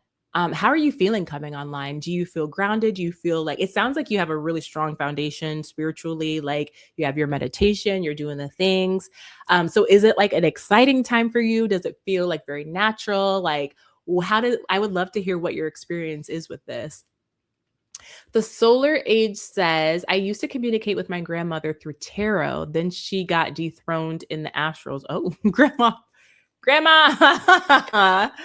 Oh no, Pacific Tree Frog. Oh no, yeah. Oh no, girl. Why? Dr. S says that was such a nuanced answer. Thanks. You're welcome. You're welcome. Thank you for asking these questions. It's really important. And if you have it, somebody else does too. So thank you. Solar Age said, Pacific Tree Frog, she's been an agent for patriarchy even in the astral realm. I should use that. I should have known. I should have known. Oh my gosh. Solar Age says, can you help me not project my stuff onto others? Not gonna lie, it's hard. You mean like not discharging your energy onto others? And thank you for like saying that, because we all do it, right? Like we all absorb other people's energy. We all um what's the word? I keep like wanting to use this very one specific word for this, discharge. Because like our emotional energy is an electric charge, right? So all of our energy is electric charge. And so like what we're doing when we're pouring onto someone else, or like, you know, like it's discharging the energy out of us and into them. And a lot of times we get such a relief from that that we do it subconsciously. I used to do it to my mom a lot, and she used to do it to me anyway. But it's like you get this energy, it's like you're getting wound up really tight, and you have specific people who you can discharge into. And depending, they might be able to hold it. There might be a relationship contract that you have with that person where it's like, this is what we do back and forth. But at some point, you have to make sure that that contract is real and it's two-sided. Like they know that they're in this contract with you. And even just saying, I mean, Jaleesa, even what you say when you say sometimes when like we're in the community and you're like, you get consent. You'll be like, is it okay if I share? I don't want to derail, or like whatever. Like that asking, that acknowledgement is so important. And I just really commend you. I'm really inspired by how often you do that, because you're making sure that you're not overstepping, and you never are. But it's like, because that's what that space is for. But it's just really, it shows how much integrity you have energetically, that you are being intentional about being that energetic steward and being like, I'm making sure I'm not over, stepping a bound that's going to make somebody else uncomfortable. Right. Um, yeah. So it's like becoming aware of who you naturally do that to when you do that, right? Like you can feel that energy getting tight and you're like, I need to talk to somebody. I need to talk about this, right? And then just making sure whoever you're going into it with consents. And then there's really not an issue, right? As long as you have that consent from that person, they know. And that's why relationship and community is so important, because you can have different people to do that with. Um, but that's more like a communication thing, right? Sometimes we discharge our energy in a different way. It's like our anxiousness, our nervousness, our anger. And a lot of times we do that through like an emotional upheaval, right? Like we might start a fight, we might get really emotional with someone and they're off guard, and there is no consent, like there isn't, and they're just like kind of stuck with holding the space. And then we discharge it, and depending on what their system and their process is, they might be able to discharge it really quickly, or it might get stuck in their system, right? So again, being really intentional and aware about what we're doing with our energy. Let's see. Let me know if that answers that, or if you have another question on that. Futu says, it's great, but it's confusing because I don't know who's talking. Water is 100%. Wait, water is 100%. Water is one what? Oh, a guide? Ooh, love that. That's really beautiful. Working with the elements, so gorgeous. Ooh, so powerful. So, so wonderful. Yeah. And it is, right? Like it's meant to be confusing because you're doing something brand new that is like so huge. It's like the biggest library in the world that has all of the information possible. And like you step into that mug and you're like, where do I go? What do I do? Like I want it all, but like, how do I even approach this? It can be very confusing, it can be overwhelming as well. Do you feel like you have a community where like you go with like-minded people to talk about your experiences, kind of like what we're doing here, but in a off platform, like in a safer, more communicative space? Dr. S says the Soleil says so funny. Be Free Fly says, I think I'm coming online too. I worked with my grandma today for healing for my mom, and it freaked me out because my mom just showed up to my house, I believe, to receive the healing. Girl, that's so beautiful. Isn't it wild though when that stuff happens and you're like, okay, it's working.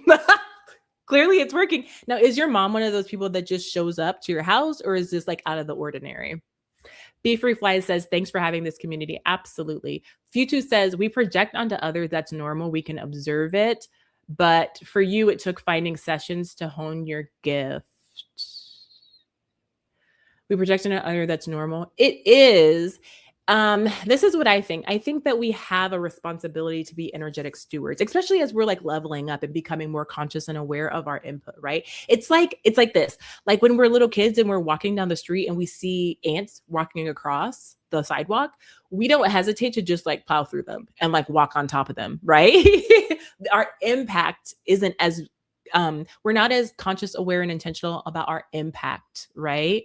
And then as we get older, like, okay, we're going to step across that. If we see a worm, we're going to pick it up and we're going to move it into the soil. It's that like shift. So as we're kind of expanding, growing, and coming more into like who we are, I think it's natural to just be more aware of that impact that we're having and do our part to be responsible, if that makes sense. Okay. Future says, but for you, it took finding sessions to hone your gift. Yeah, it took community. It took being around other people who are doing the same. And absolutely, I've been in coaching session with different coaches. God, I've had so many, like reason, seasons, and lifetime. It's like maybe one session here, and I would get what I need. And my coaches are always divinely guided to me. Oh my God, it feels so good because I never like go searching, right? I'm never like, I need a coach and I need to find them and I'm going to Google or I'm going to get on TikTok. They just come to me, right? And it's so beautifully orchestrated. And whenever I push and I like try to find a coach, or I'm just doing it because somebody else is doing it, maybe my sister's doing it or whatever, it always ends very badly for me. So it's like working with these coaches are like milestones, post markers along my journey, and they just help to activate me, help to open up uh, some more doorways inside of me, help to give me some perspective, and then that validation and just like, okay. Also, recently when I've had coaches that have introduced me to guides, like with my Arcturian guide that's here, it's like I knew they were there. I've been channeling him as a part of my high council for a long time, but he was in a different dimension. He wasn't as close as he is now, like in my first circle of guides, meaning the ones that are right here. Does that make sense? So it's like her talking to me about this guide, me feeling the presence and how his presence kind of shifted to being closer to me dimensionally. And then having that conversation with her in real time, it kind of cemented and anchored the experience for me. Does that make sense? Okay. Thank you guys so much for being here. I really appreciate it. I have not introduced myself in forever. My name is Amy Titus. I'm an intuitive and psychic development coach, and we're having a phenomenal conversation today about energy, about multidimensionality, about psychic gifts, about spirit guides, about what it feels like when these things are opening up and coming online. And I just live for these kind of conversations. So thank you so, so much. Okay, Be Free Fly says, no, she never comes over. I can count on my hand the number of times she has just shown up. And this is the kind of thing that I'm talking about, where spirit moves in a way that you can't poo-poo it away. You can't, you can't say like, oh, just coincidence. Like, no, girl, you are working on healing with your mom. And then she shows up. Like, you cannot, there really is no other explanation for that, right? And when we work with our guides, that's one of the things that I work with my guides and my ancestors with a lot, is healing my family members, like healing myself, healing my family members, because it's just such important work that we can do. It's so effective. You can really, not from a manipulative way, but you can really shift the lives of not only you, but the people around you for the better. And a lot of times and this is where like different belief systems come in, like morally wise, because some schools of thought are like, you shouldn't do energy healing on people without their consent, which makes sense. Totally makes sense. I will say that unless you have their consent, you can't get that full level of effectiveness. That doesn't mean that you can't do anything, right? But it's like, if you want the real full effect of what your power can do there with you and your guides, getting consent. And I did that with my family a long time ago. Like when I first started, I think we were at Thanksgiving and I was like, I'm starting to do energy healing. Is it okay if I do energy healing on y'all? And they're like, okay. Like they probably didn't even know what that meant. But a long time ago, I got their consent. So like, that's what we do. And there is a little bit of a loophole when it comes to kids too. Like anybody under your guardianship, you can get full access. And this is another thing when it comes to reading people as well. Like when you guys start to get into reading people, reading timelines, reading the Akashic records, you can there's a level of consent that has to happen in order for you to be able to get deep in there when you are seeking information for the purpose of getting information on someone, right? And that makes sense. Because not everything is open to everybody, right? And like not everything is for you to know, period. Like it's not just this thing that energetically, because there are systems in place in this human experience that can curtail what we have energetic access to, depending on the frequency that we're coming from. And I think that's really what the guardrails are. Like if I'm trying to get into the energy of my ex-boyfriend for no other reason than trying to be nostalgic and nosy, that's the frequency of that is different than me reading for my son because I want to help him become the best man that he can be. You know what I'm saying? Like, oh my gosh. Let me know if that resonates. Let me know.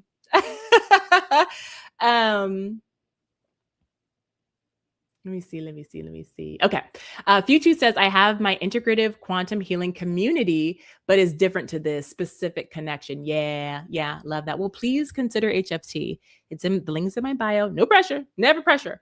But I love the conversation the conversation that you're bringing and the questions that you're asking. And it's a very divine group. I've placed a lot of protections around that group, that the energy, the heart of the people that are in there are similar. It's like we're soul sisters already. It's very interesting, and just like the synchronicities of what we're experiencing. And then that anybody that comes in that is not supposed to be there for the greatest and highest good of the whole will fall off. Like, I protected that mug. There was a lot of sacred geometry involved when it came to the protections that I put around that group, because I want to be so intentional, because it's such a sacred space. Dr. S says, oh, wait. Okay. Be Free Fly says, love the analogy of the ant bed. Yeah, right? Because we all know, like, being a kid, you're just like trampling through that. You're poking at the ant. You know what I mean? It's just a different level of responsibility. Dr. S says, yes, mine too, divinely guided. And I have so many coaches. Yes, the force ones don't work. No way. They don't. Actually, like, one of my worst experiences to date when it comes to like a spiritual predator was because I didn't listen to my intuition. I was like, yeah, I'll do that. Sure. And then I was like, no, girl, you don't need that. And my sister was like, yeah, I booked mine. Did you book yours yet? And I'm like, I guess.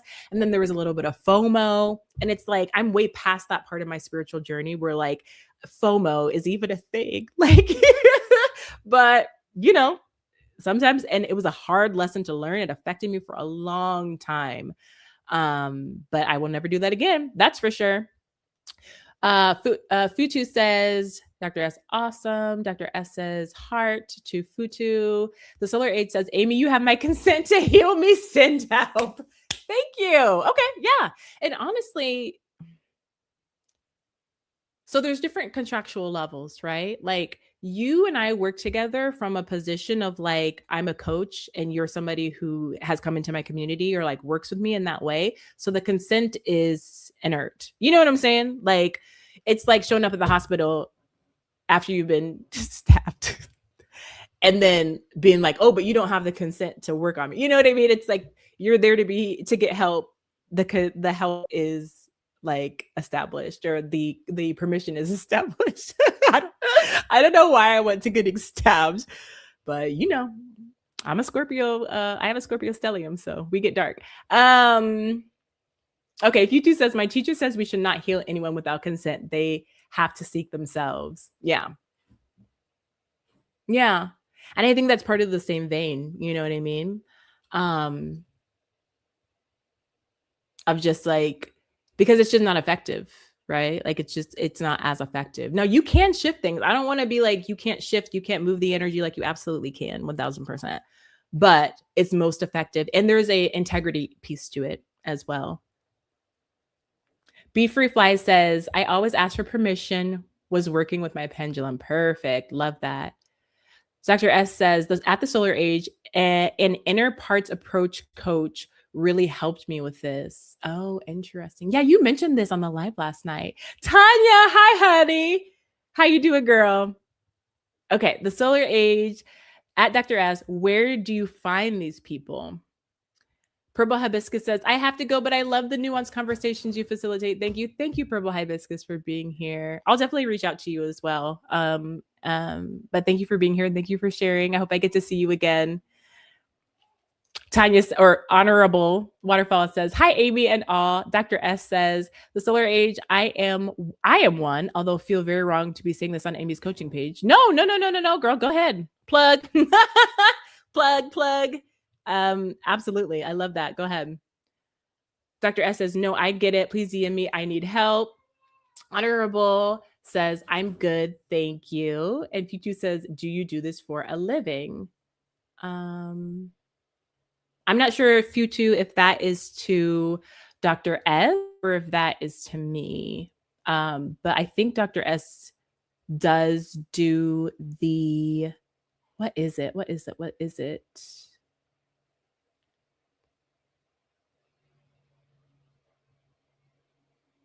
What is the name of it, Dr. S, that you do? Be Free Flies, I need to watch last night's live. I missed it. Is it up already? No, it is not up already. But I am going to do that today after this. But it will be up. It will be up like probably before I go to sleep tonight. I'll probably like stop after this and do it. Yeah. How are you guys liking this? Are you having a good time? And also, happy Juneteenth to everybody as well. We've been talking so much about guides and ancestors, and I think it's really, really important. And also, it's synchronistic, it's divine. I was connecting with my ancestors before we got on because I was like, well, it's Juneteenth. I should probably not work, but I just felt like this is a way to honor them, like helping people back to connection with their ancestors, with their guides, with who they actually are, is honoring my ancestors as well. Do you guys do ancestor work? I will ask you that. Like, what is that like for you? Do you guys do that? Okay. Dr. S says, it's for me. No, I don't do it for a living at all. Futu says, to you, oh, hi. Are you a helium medium channeler as a profession? Yes, ma'am, I am. I am an intuitive and psychic development coach. So I help people to develop that part of themselves. I do readings. I do channel as well. And all of that is in the link of my bio, as well as like our community that we do. And that's like what our community is focused around: developing our intuitive and psychic gifts, embracing our multidimensionality, and just having that safe space. Is that what you do? What do you do, Futu? Beef your flies. Oh, good. Love this conversation. I know, I love it too. This is very natural. And I have a new setup. I like moved my thing so that my plant is in the back and then my window's in the back. And I'm like really feeling it. I'm like, yeah, I like this. I'm also streaming to like Instagram. Oh, shoot.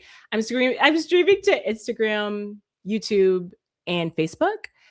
And I actually have a YouTube comment that I completely missed. I'm so sorry. How can we use our spiritual gifts to manifest? I've been trying to manifest forever and can't seem to get through. Sha, I don't know if you're still here or not. I'm so sorry that I left you on red this way.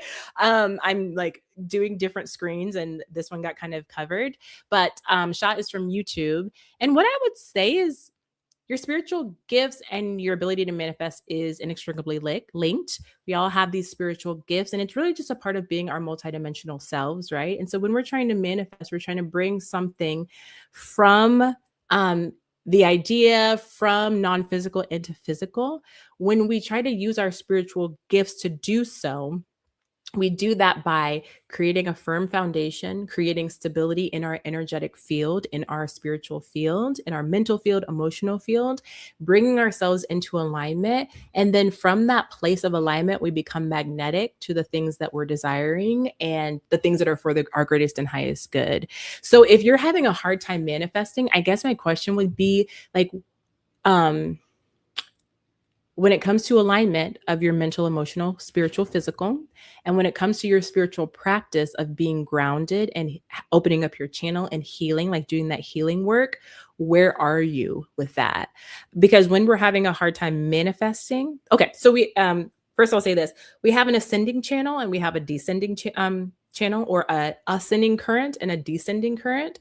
So the ascending current is how we move our consciousness up. It's our spiritual growth. It's our mental growth, our emotional growth. It goes from down up, from the bottom up. Okay. And then our descending current is how we bring things into manifestation. We take things from the ether, from the astrals, from inception, and then we create them on earth. Right. But if our channel is not aligned, if our channel isn't flowing and healthy and balanced, then we have a hard time doing both these things, growing and like leveling up, and then also bringing things into fruition. So that's how these two things meld together. It's like getting in alignment, cleaning, clearing, doing our healing, and then the manifestation work comes in as well. And it really depends also. And you can tell where your blockages are based on what you're having a hard time manifesting. Okay. If you're having a hard time manifesting love, that could be your heart chakra, right? Your heart energy. That could be your root energy, your safety, security, stability. That can also be your sacral energy. So it's like, okay, is it finances that you're trying to manifest? Is it relationships? Is it your business? Is it creative endeavors? And that can really help you see like, okay, where do I need to move energy? And then that's where the healing work begins. Let me know if that makes sense. Okay. And not very many people ask me that about manifestation. And it's one of my real passions. It's really how I kind of got into the game when it comes to, because I was an Abraham Hicks girly, like, woo, like the law of attraction had me in a choke hold. I was listening to every day. I went to a whole bunch of like Abraham Hicks webinars. One time, my sister and I literally went to Europe. We went to Amsterdam Paris, and Rome just to see. We went on the trip, but then we went to Amsterdam just to see Abraham Hicks. It was transformational. It was so catalyzing and activating for me. In the middle of the show, I got this massive migraine where I was like, visually, I couldn't see, but I was like, I'm staying. Oh God, it was so powerful. Anyway, manifestation is, and really it's like manifestation is kind of like the thermometer. It's like your ability to create in your world is showing you how magnetic you are, how well your energy is flowing, right? Because we're divine creator beings. So it's like we're constantly creating all the time. But when we have an intention that we want to create from, and we're having a hard time doing that, that's just data telling us some things need to move. Okay. So thank you for that. Deep Sea over on YouTube says, hey, Deep Sea, how are you? Okay. Let's see. You guys, I'm having so much fun. Okay. Be Free Fly says, okay, sounds good. Love this conversation. Minnie said, this is such an awesome live. And yes, happy Juneteenth. Absolutely. The Solar Aid says, my guides told me to go to the movies to see Disclosure Day for Juneteenth. Yes, I want to see that so bad. I want to see it. And Jaleesa, when you think about, like, we live pretty close. I mean, I come to San Diego a couple of times a year. It's a 7-hour drive. It's not that close, but like we live on the same side of the country. We should probably hang out at some point, have like a retreat. Does anybody else want to do a retreat in San Diego? How good does that sound? I think San Diego in like October is some of my favorite San Diego weather. And let me know how Disclosure Day is, because I've heard a lot about that as well. Because it's Steven Spielberg, but it's like a continuation from, what is that movie called that he did a long time ago? Something about, shoot, what is it? But it's like a continuation on another movie that he did about aliens, I think, or Disclosure. Futu says, happy Juneteenth. Be Free Flies says, happy Juneteenth. That's how I started my June. Juneteenth was working with my ancestors and spending time with them. Me too. It was so fun. So fun. Futu says, I just became disabled recently and this has opened me up. I was a mental health worker before. I'm sorry to hear about becoming disabled. I don't know if it was like something happened or if you got that diagnosis and then from something that you've been dealing with for a long time. And honestly, the Solar Age, Jaleesa just said this last night at our high frequency tea meeting. And she was like, that our live, she says that a lot of times your spiritual gift starts to open up because of, what was it? Divorce, death, or what was the other one, Jaleesa? Divorce, death, or there was another D.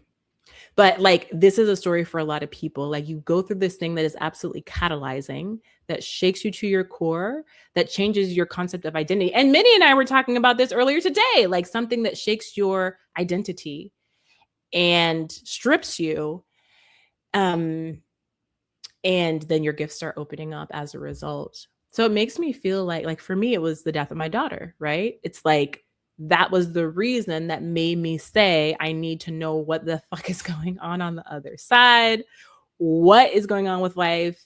Like, why is life so hard? What is happening? Right. And I need some answers now. Right. And you were a mental health worker before. Yeah. So like the amount, yeah, that's just, that tells me a lot about who you are as well, because it's like, you've seen so much, you've experienced so much. And then this part of you has always been in there. And so you using that to work with other people as well. Yeah. Let me catch up with these chats. Sorry, just one second.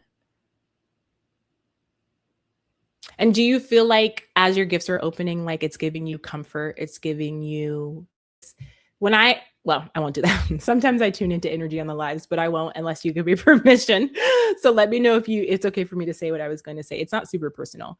Dr. S says, do you think manifestation, i.e. via healing the blocks, can outdo systemic barriers miraculously? Outdo systemic barriers miraculously. Okay, so the reality for me, I think this is what you're talking about, but let me know if I'm wrong.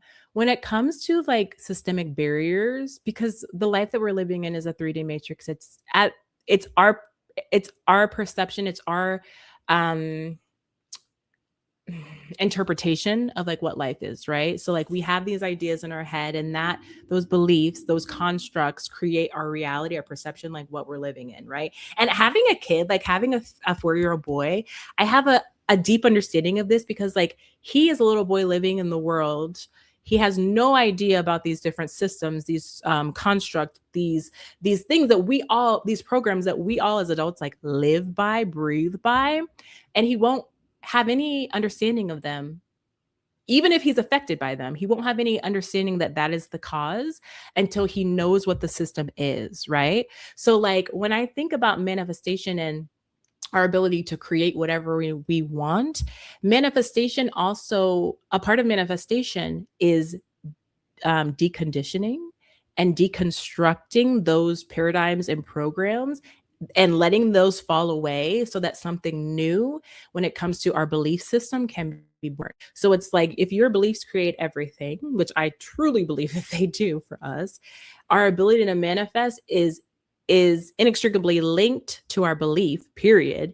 And so when we change our beliefs, we change what we can manifest. Does that make sense? Let me know if that even answers your question, or if I even interpreted your question correctly. Be Free Fly says, oh wow, that's super cool. I used to listen to Hicks every day. I know, right? So good. Naomi said, hi, just joined. Hi, Naomi. Welcome. We're talking about energy today. We're talking about a lot of different things, multidimensionally, what to do with our gifts, what happens when they come online, and just like navigating the experience of it all. Like we are multidimensional beings and we're having multidimensional experiences, but it's almost like it's something that if we aren't intentional about being aware of that and like integrating that into our lives, then it's something that we can really miss out on. So bringing intentionality into it, as well as just it being an organic experience at some points and to some extent, really creates this beautiful dynamic that we're all navigating. And my name is Amy Titus. I'm an intuitive and psychic development coach. Okay, Be Free Fly says, I want to see disclosure too. I know. I want to see it. I heard that like if you're a spiritual person, then like you get it and it's really, really powerful for you. But if you're, and by spiritual, it's hard for me. How do you guys feel about this? Because I use the word spiritual so much, but there's so many connotations to the word spiritual.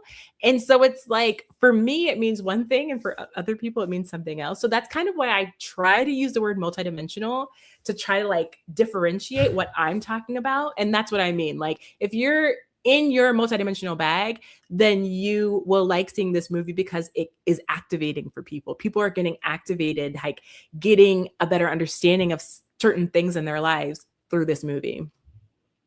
Minnie says, yes, a retreat. I know, wouldn't it be so fun? Be Free Fly says, I will come to San Diego for a retreat. Okay, so that's 4 people. Okay, who else? Who else is coming? Okay, Naomi says, I want to know if I can participate in the sports events without getting my energy harvested. Yes, you absolutely can.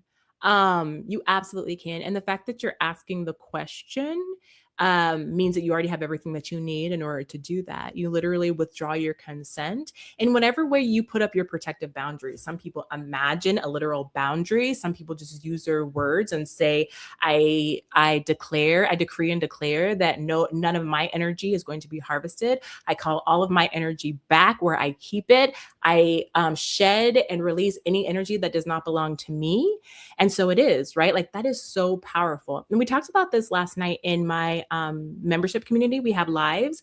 We talked about like your belief and your what's the word? Your belief and your confidence in your ability to call your energy back, to keep it, and to protect yourself against other energies is so important. That confidence, that confidence in your authority is absolutely paramount. It's so important. So I guess my question to you would be like, do you believe that you have the ability to call your energy back and to protect yourself? And I think I know the answer because you're asking the question, right? Like I think it might be yes. Mini Driver says, Close Encounters. That is the name of it. Yes. Close Encounters of like the Third Degree or like something weird like that. Isn't that it? The Solar Age said, let's plan something for a weekend in October. I'm down. Girl, I'm going to put up a poll in the membership community and like see. Oh, I'm gagged. That's gonna be so fun. Okay, I'm like making a note so I don't forget. Oh, that would be so fun. Like San Diego is one of my most favorite places in the entire world. My sister has lived there for like over a decade. And so it's always felt very like vacation spot for me. It's very much like putting my burdens down, going to see one of my most favorite people in the world. And like just the I'm always in that energy when I'm there. Right. And it's very healing to me for sure. Many drivers said disease. So death, divorce, and disease are the catalysts for so many people when it comes to their spiritual awakening or opening up their gifts because they're so impactful in that way. So for you, it's like that would be that disease aspect, I imagine, or even like that death, the death of being a mental health provider. Yeah. Or diagnosis. Was there 4? Okay. Dr. S says there was another D.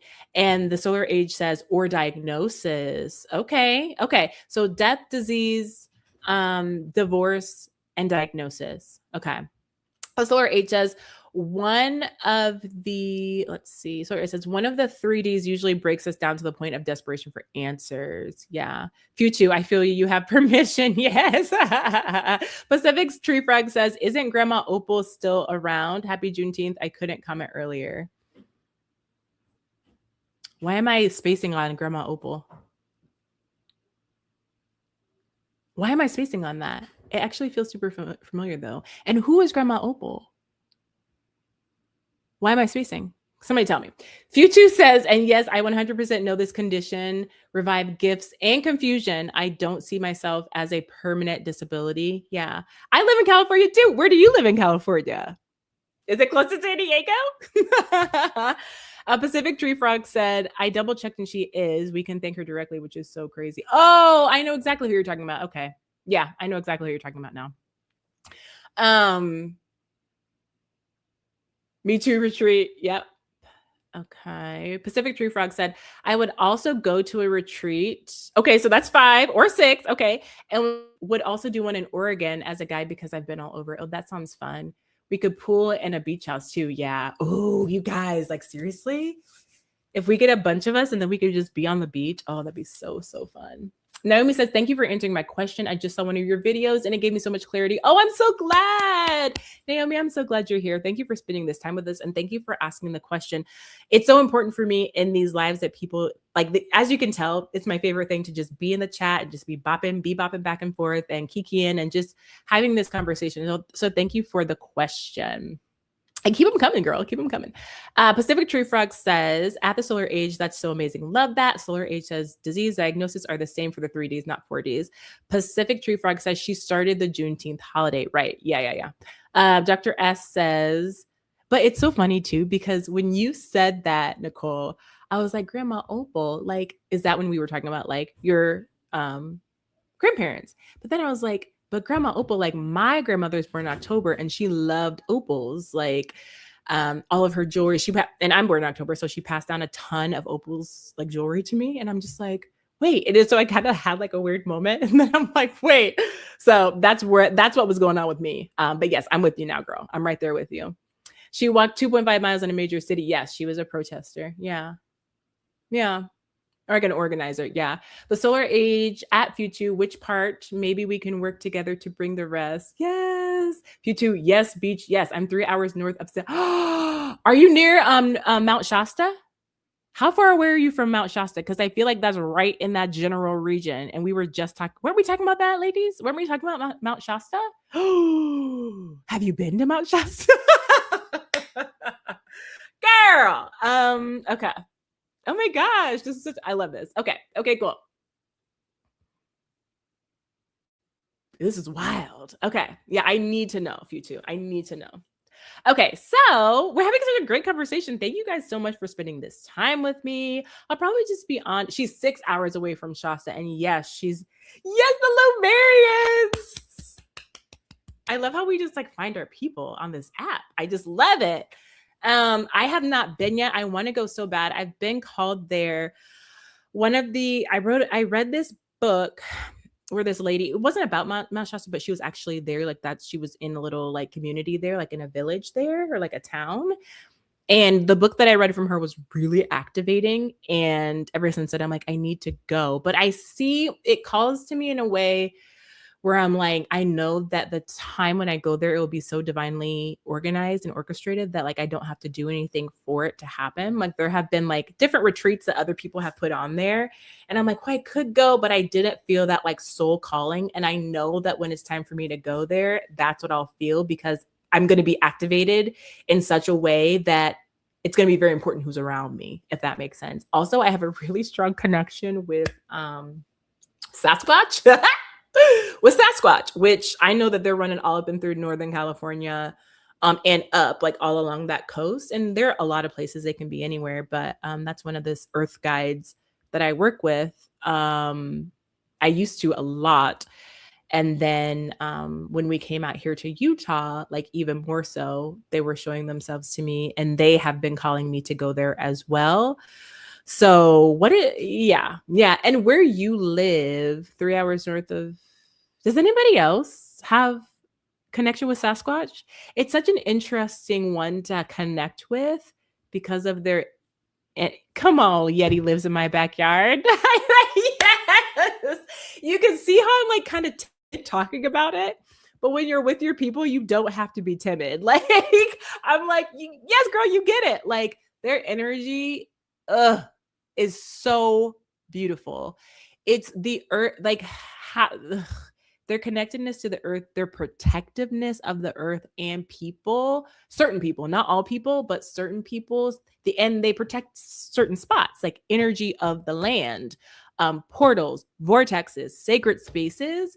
And they are, oh girl, I've seen some in my backyard before, like passing through, but not at this house. At the last place that I lived, and I was like, oh my. Ooh, but the protectiveness, like there's like a fiercity, but there's like a soft, like a beautiful heart, which it's like almost like maternal energy, but different, in my personal opinion. Does not feel human at all. What is your experience, Futu? Like, what is that for you when you're saying they live, or at least one lives in your backyard? Do you have a known energy portal vortex there that you've discovered? And then, yeah, tell me about that experience if you want to.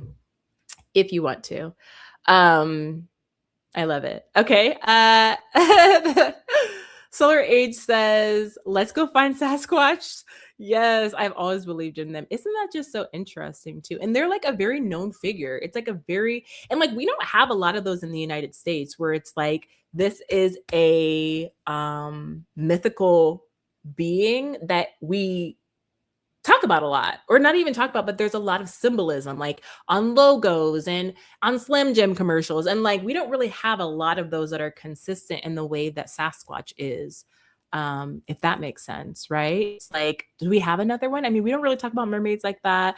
We don't really talk about dragons here like that, where it's just like, yes, this is something that is here and we know that. And it's like mythical, like, oh, haha, funny, haha. But at the same time, it's ingrained in that region and like in the United States. And the United States doesn't have a ton of that. Unless I'm not thinking of something, you let me know. Mini Driver says, my grandmother was also October. That was the presents you first picked up in our first live. Oh, yeah. Oh my gosh, yes. So when she said Grandma Opal, you were probably like, wait, did it trigger for you as well? Where you're like, my grandma liked opals. Like, Futu says Solar Age. Yes, let's. Solar Age says, okay, let's said that one. Futu, Yeti lives in my backyard. Solar Age, I've never connected with Sasquatch, but I've always believed they were real. Yes. Futu says, my boyfriend has seen it. They come and I smell them. Okay, so that's an experience that I am familiar with as well, like a smell. And it's also happened when I was, ooh, girl, sorry, I'm having like a Raven moment. Like I really am. And I know that it's silly to say that, but just like in a funny way. When my husband and I were camping at Bryce Canyon here, which is super sacred, I smelled this smell. And I kind of just felt like it was Sasquatch. Like I had a knowingness, and we were like in the forest, in the woods, on top of this mountain, basically. And Bryce Canyon is beautiful. And And it's not really a mountain. There's like a canyon, but like we were in the woods by the canyon, and I just remember being like, that's not a bear. That's not any animal that is, known. Like that's something else. And immediately I just heard like Sasquatch. Like I feel like it's a Sasquatch. Because I could feel its presence, and I was like, is that a bear? Like, what is that? And then there was a slight smell, and now spirit is just coming and just giving me that memory as a confirmation, like, yeah, that was what that was. So that's really, really cool. Okay, I just mentioned bear. Okay. Oh my gosh, that's so funny. Fuchi says, or Solar Age says, what do they smell like? Okay, my boyfriend's seen it. They come and I can smell them. Solar Age says, oh my God, what do they smell like?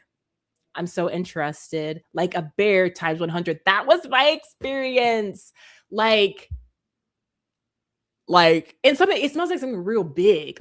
And maybe that's what you mean, like the times 100. Like the amount of smell coming off of it is like, what is that? Like, it's not to the point of being potent like a skunk, but it's just like real potent. And like real perfumed, like the most concentrated, it's very concentrated. Pacific Tree Frog says they smell rancid to me. Interesting. I wonder if based on your lineage, and I mean like soul lineage as well, if depending on your soul lineage's relationship to Sasquatch, if the smell can vary for you. Does that make sense what I'm saying? Okay. The Solar Age says this is so cool. It is very, very cool. Futu says Pacific Tree Frog. Ha ha ha. Yeah, that rancid smell is real though. Okay, Minnie says Opal is the name of my neighbor's chicken. I love that. Oh, the little bitty. That old little bitty. That's cute. She's also an October birthday. Wait, the neighbor or the chicken?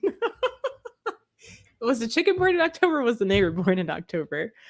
Pacific Tree Frog said, "I'm very distinct." Yes, absolutely. 100%. The neighbor. Okay, cool. Wouldn't it be cute if the chicken's name was Opal though? Or if the chicken was born in October? Wouldn't that be super cute? Okay. All right, guys, I'm gonna start to wrap up.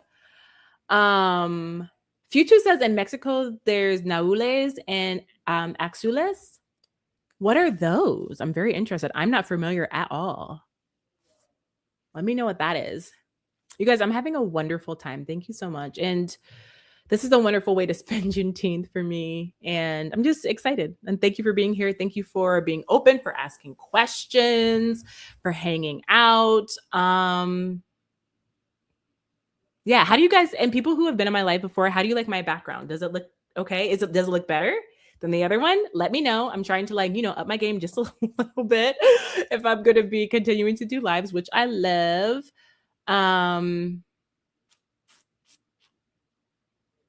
Okay, good. Thank you, Minnie. Good. Okay, Futu says thank you and congratulations. Wait, congratulations. Oh, wow, Heidi. Hi, Heidi. I see you on Instagram. How are you, girl? Thank you for joining us. We're actually getting ready to wrap here in a little bit, probably in the next couple minutes, actually. But we've been talking about our multidimensionality, about energy, about how we relate to it, how it shows up in our lives, what to do when our gifts are opening. It's been a really good conversation. I'm actually going to post this I'm going to post this as well. So that'll be fun. If you want to go back and watch it, Heidi. Miss you, and I hope I get to talk to you soon. Okay, Dr. S likes the background too. Good. Yeah, because you got to just kind of sometimes you got to try a little harder. so, and you put it in that you put the work in a little bit and just like little tweaks to make the experience better, to make it a little more aesthetic. I am a Libra, although I don't focus as much as I might like to on aesthetics, if that makes sense. But it is really important to me, and I do see things, but sometimes I don't have the energy to actually do anything about it. For real talk. Okay. Futu says they like the Yeti, little souls. And the Aluxes, and then the The other ones are people who transform into animals. Very interesting. And these are just um they're like they're like energies of nature. Is that right? That is so interesting. It's so beautiful too because it's like, do we have those things here as well? But we just don't, yeah, energies of nature. But we don't know, or we don't have names for them in the same way. Are they not as prevalent here because that's a species that lives there specifically, or an expression that lives there specifically? There's so many questions when it comes to stuff like that. And just, yeah, yeah. Okay, so we're gonna have a retreat in San Diego in October at some point.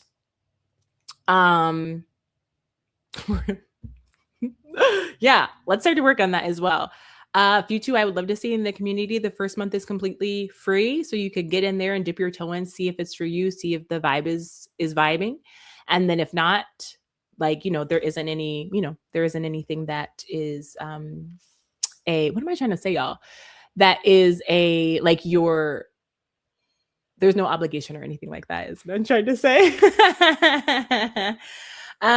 Let's see. Okay, Pacific Tree Frog says there's local legends of shapeshifters. That's true. That's very true. And when you say local, do you mean like our local, like here, or generally in the United States? The Solar Age says, yes, please join our community. Peaches says, awesome. Solar Age says, we have so much fun in our group. We really do. Nicole says, here in St. George, we have local legends of shapeshifters. Girl, you know what's so sad too? And maybe you can, like, Nicole, maybe you can, like, tell me how you feel about this. Why is it that when you say that, I don't get a good vibe? When you say shapeshifters, that could be great. That could be like, oh yeah, like a shapeshifter. But like when you say it as it applies to St. George, I'm like, oh, that don't, that doesn't sound of the light. That does not sound high vibrational for this place. Like, tell me how you feel about that. Like, no, girl, it's 1000% dark energy. Girl, oh honey, no, I literally got the willy nillies, like, because y'all, St. George is so beautiful. It is so jaw-droppingly beautiful here. It's amazing. It's so gorgeous, like red rock cliffs, canyons, child. Zion National Park is like an hour and a half away from where we live. There's like forests north of us, there's mountains. Like, it's so gorgeous and it's so unique. Like, a lot of times in movies or in cartoons or whatever, when you see them like going through the desert where it's like red dusty rock and there's like all these big like monolithic rock structures, like that's where we live, right? And like also a little bit east of here in Utah, it's so gorgeous, right? And like if you've ever been to like Arizona, it has kind of that flavor, or New Mexico kind of has a flavor, but it's very unique here in the way that it looks. Like, it really is. But and there are a ton of energy portals here. There's a ton of vortexes here. But the energy, the human energy of this place can be a little bit off. Like, it can be a little bit. And it isn't. I think that it has to do with, like, we're in St. George, Utah. It's so gorgeous. And it's so powerful, so spiritual, so activating. Like, there's tons of portals, there's tons of vortexes, but you can tell some shit went down here. Like, ancient shit went down here. And you can just feel it, especially when you're driving through certain areas. Some areas feel much lighter, some feel a lot heavier. It's really complex. But when she said that there's a legend of shapeshifters here, I just knew immediately, like, we're not talking about anything light or positive. Yeah, I don't want to hear it, girl. I mean, I know because I can feel it, but I don't know the details, and I'm fine with not knowing. Like, when we get together, don't you dare tell me. And it's so funny, Fuchu, because I was doing a live and Pacific Tree Frog got on, and we were just having conversation just like this.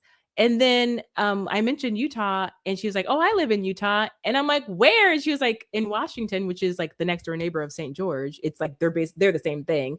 The whole area is like 15 minutes driving across. So I was like, there's no way on this big old internet, literally, my neighbor comes to comes to a live that I'm doing. Isn't that crazy? Just so like so much synchronicity, so much divine connection. I absolutely love Nicole. She's never getting rid of me. As soon as we get together, it's over with, period. Yeah, but don't ever tell me the stories because I don't want to hear them. Okay. All right, guys, let's see. Okay, some is beautiful, fear. Absolutely. We'll talk about thank you, girl.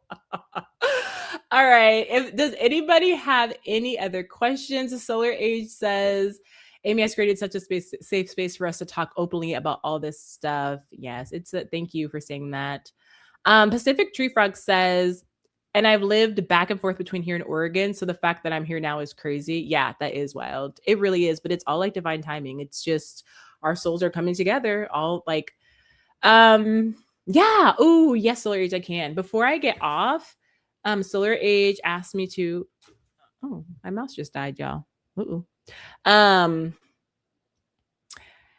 Solar Age just asked, can they do a protecting for those of us on this live right now? Absolutely. Jay Michelle. Hi, Jay Michelle. Happy Juneteenth, girl. Are you done working? Are you off now? Thank you for coming in and saying hello. We did miss you last night, but the live is going to be up. I'm going to put up the replay of last night in the community soon. Okay. So I'm going to go ahead and do a clearing. How I like to, a quick break. Okay, cool. Okay, so how I like to do clearing is anybody who wants to receive this, if not, you can hop off. But if you're staying, that means that you're giving me consent, which I am very honored by. So I want everybody to just take a deep breath wherever you are. Another clarifying breath. And I want you to draw your attention to your heart chakra and just bring your awareness, bring your attention there. You can even put your hand over your heart and just receive. Nothing to do but receive.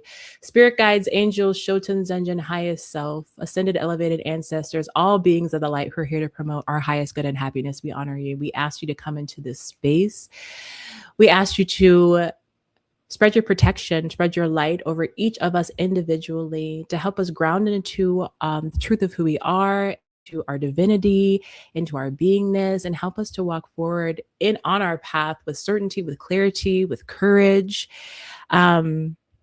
I ask all of the high vibrational beings in this space right now to cast a net of protection around each of us mentally, emotionally, physically, spiritually, to help elevate our mission, our purpose, and to help us feel loved and surrounded in love and surrounded by our community and source, nature, everything that supports us every single day. We ask for that connection, for that conscious awareness of our connectedness to each other and to Source God itself.